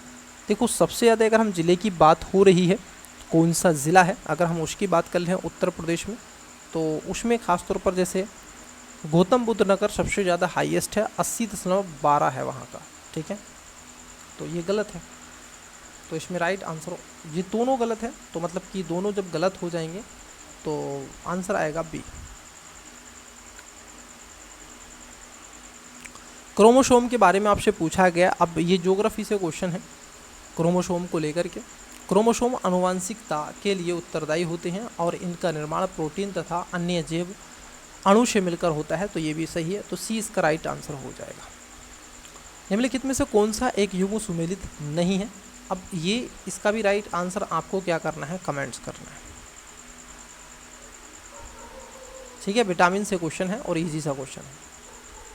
ग्लूकोज के संदर्भ में पूछा गया, ग्लूकोज प्रकृति में मुफ्त अथवा संयुक्त अवस्था में मिलता है, यह मीठे जलों तथा शहद में उपस्थित होता है, जिसको हम ग्लूकोज के रूप में जानते हैं। तो दोनों ही इसमें बातें क्या हो जाएंगी आपकी, सही हो जाएंगी, सी इसका राइट आंसर है। 119 औषधि यहाँ पर दे के रखिए, उपचार और सही नहीं है। तो अगर हम देखें ये जैसे क्लोरोविन है, हैकोथीन है, ये सब तो हैं, लेकिन थायरोक्सिन की बात कर लें, कह रहे हैं काली खांसी के उपचार में नहीं, काली खांसी के उपचार में नहीं, तो ये गलत है, बाकी के सही हैं।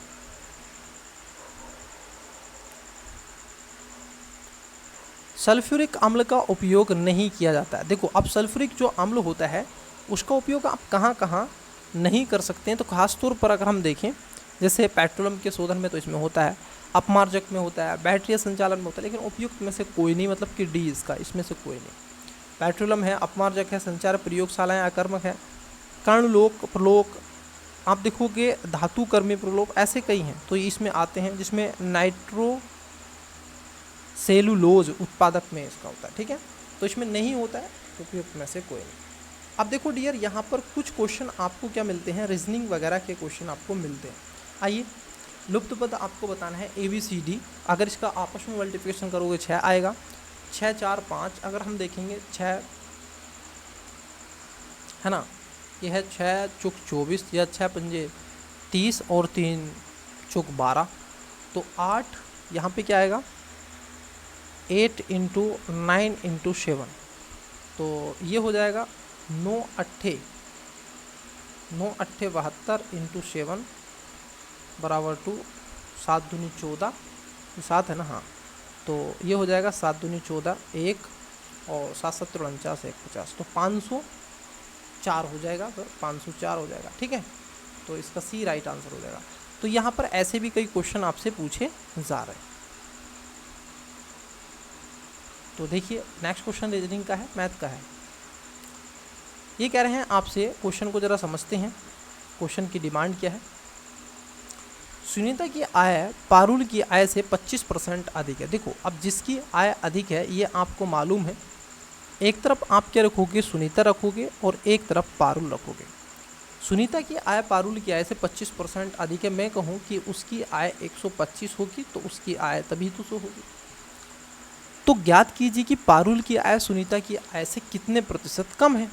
तो कितने प्रतिशत कम है ये आपको बताना है। आप कहोगे 25% कम है, किस पे कम है ये मुझे बताओ। 25% कम है, ठीक है, किस पे, 125 पे इंटू 100, 25 पंजे 125 और 5 दूनी 10, तो 20% आएगा आंसर ऑप्शन नंबर सी, ठीक है डियर। चलिए इससे इजी कुछ लोगे, नहीं हो सकता, कुछ नहीं हो सकता प्यारे।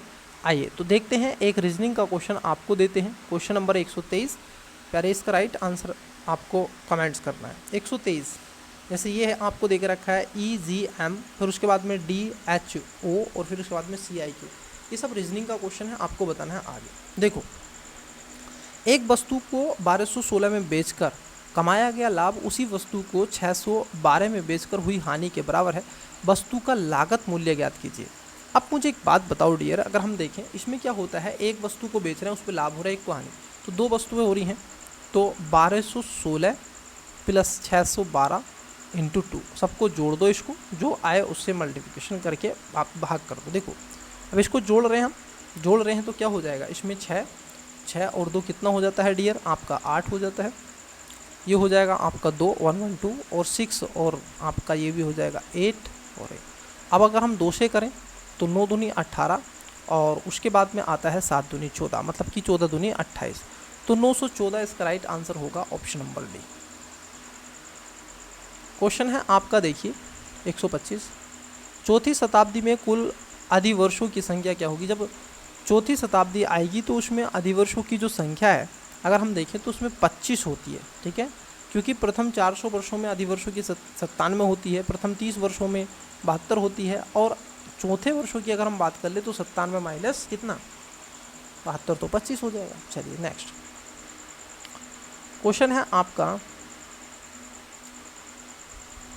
1 सेकेंड, 126, टीना का भाई। अब देखो ये भी रीजनिंग से रिलेटेड क्वेश्चन है, आइए देखते हैं। टीना का भाई हरीश राजू के बेटे का दादा है। देखो टीना का जो भाई है, अब यहाँ पर मैं कहूँ कि टीना यहाँ पर है, इसका भाई है कौन, टीना का भाई हरीश, H इसका भाई है, इसका नहीं पता ये कौन है, इसका नहीं पता, लेकिन इसका पता है ये पुरुष है, राजू के बेटे का दादा है। अब देखो H जो है ना, H जो हरीश है राजू के बेटे का दादा, इसका एक बेटा और है, तो मतलब कि ये इसका पिता है। हरीश जो पिता है राजू, इसका कोई बेटा होगा, सन मान लेते हैं। अगर राजू का कोई भाई बहन नहीं है तो हरीश राजू के किस प्रकार, तो हरीश राजू से किस प्रकार है, तो वो पिता है, सिंपल सी बात है, वो पिता है, मतलब कि पिता है। अब चलिए एक क्वेश्चन मैं आपसे और पूछता हूँ, आपको इसमें आकृति बतानी है, कितनी आकृतियाँ हैं इसको गिने, नोट डाउन करें और फिर कमेंट्स करें कि बताएं इसमें कितनी आकृतियाँ आपको देखने के लिए मिलेंगी। बहुत ही ईजी सा है, आप इसको काउंट करके आवश्यक रूप से बताएं। यहाँ पर है, आप देखो गैप है, ठीक है, यहाँ पर पूर्ण करना है आपको, जैसे PA ऐसे आपको लिखना है। अब जो भी यहाँ पर लिखा होगा उससे ही हम क्रमबद्ध तरीके से चलते हैं।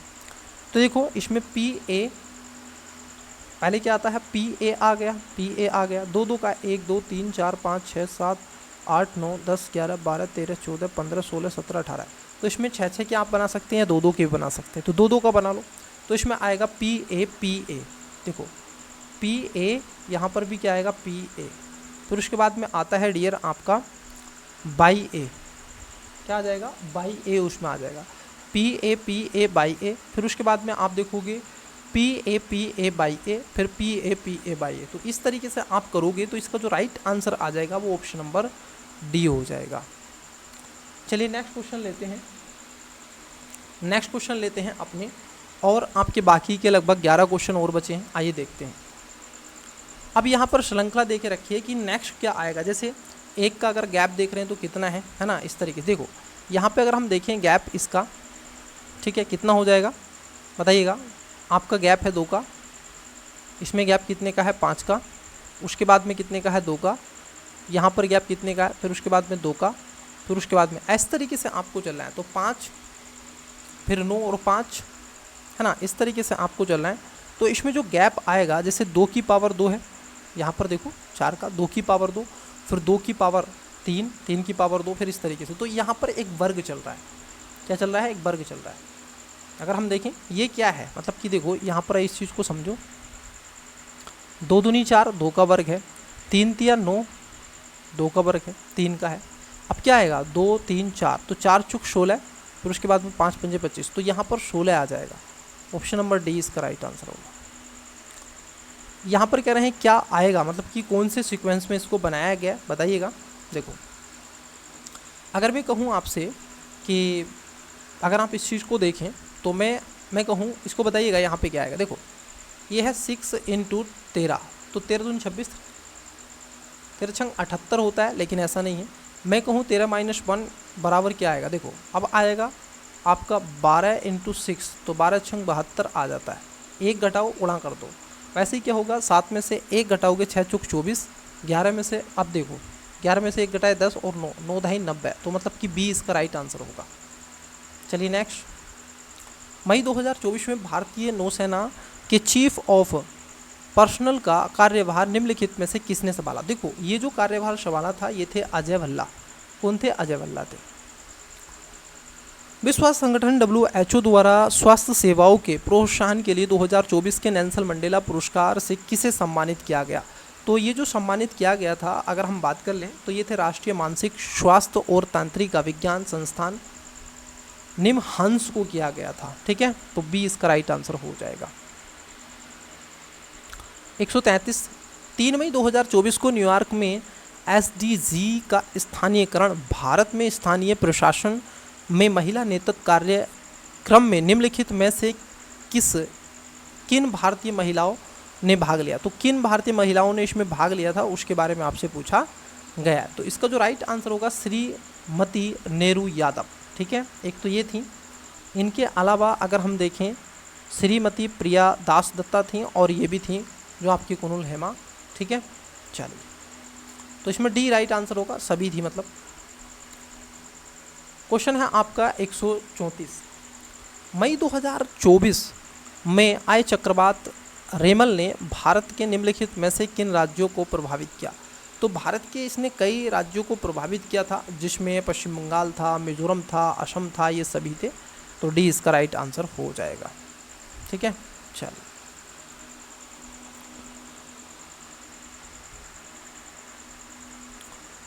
झारखंड के जामताड़ा जिले में कास्ता कोयला ब्लॉक में भूमिगत कोयला गैसीकरण मतलब कि UGC के लिए अभिनव पायलट परियोजना का शुभारंभ किया गया। इसके लिए मूल स्थान पर कोयला गैसीकरण का उपयोग करके निम्नलिखित में से किन गैसों को परिवर्तित करना था।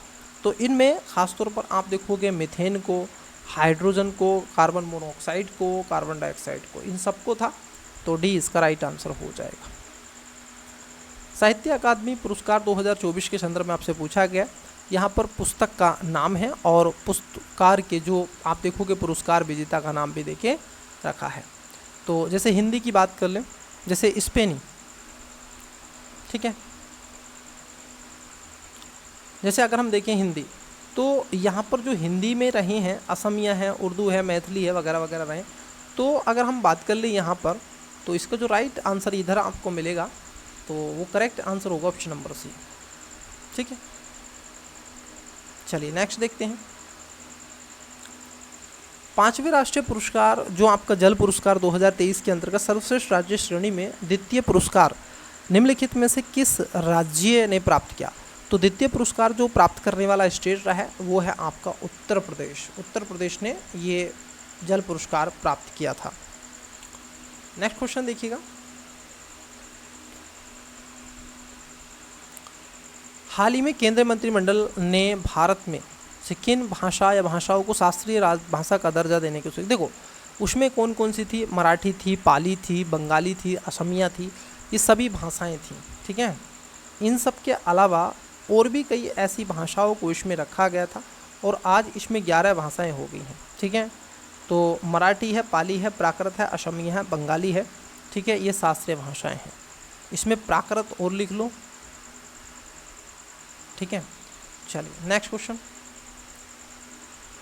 राष्ट्रीय खाद्य तेल मिशन मतलब कि तिलहन के बारे में आपसे पूछा गया। तो देखो इसमें क्या है स्टूडेंट्स, इसको बढ़ावा देने के लिए, क्योंकि बजट में भी चर्चा थी, हम तेल के इंपोर्ट को कम करना चाहते हैं। तो पहला है कि 10,103 करोड़ रुपए का वित्तीय परिव्यय निर्धारित किया गया। सही है।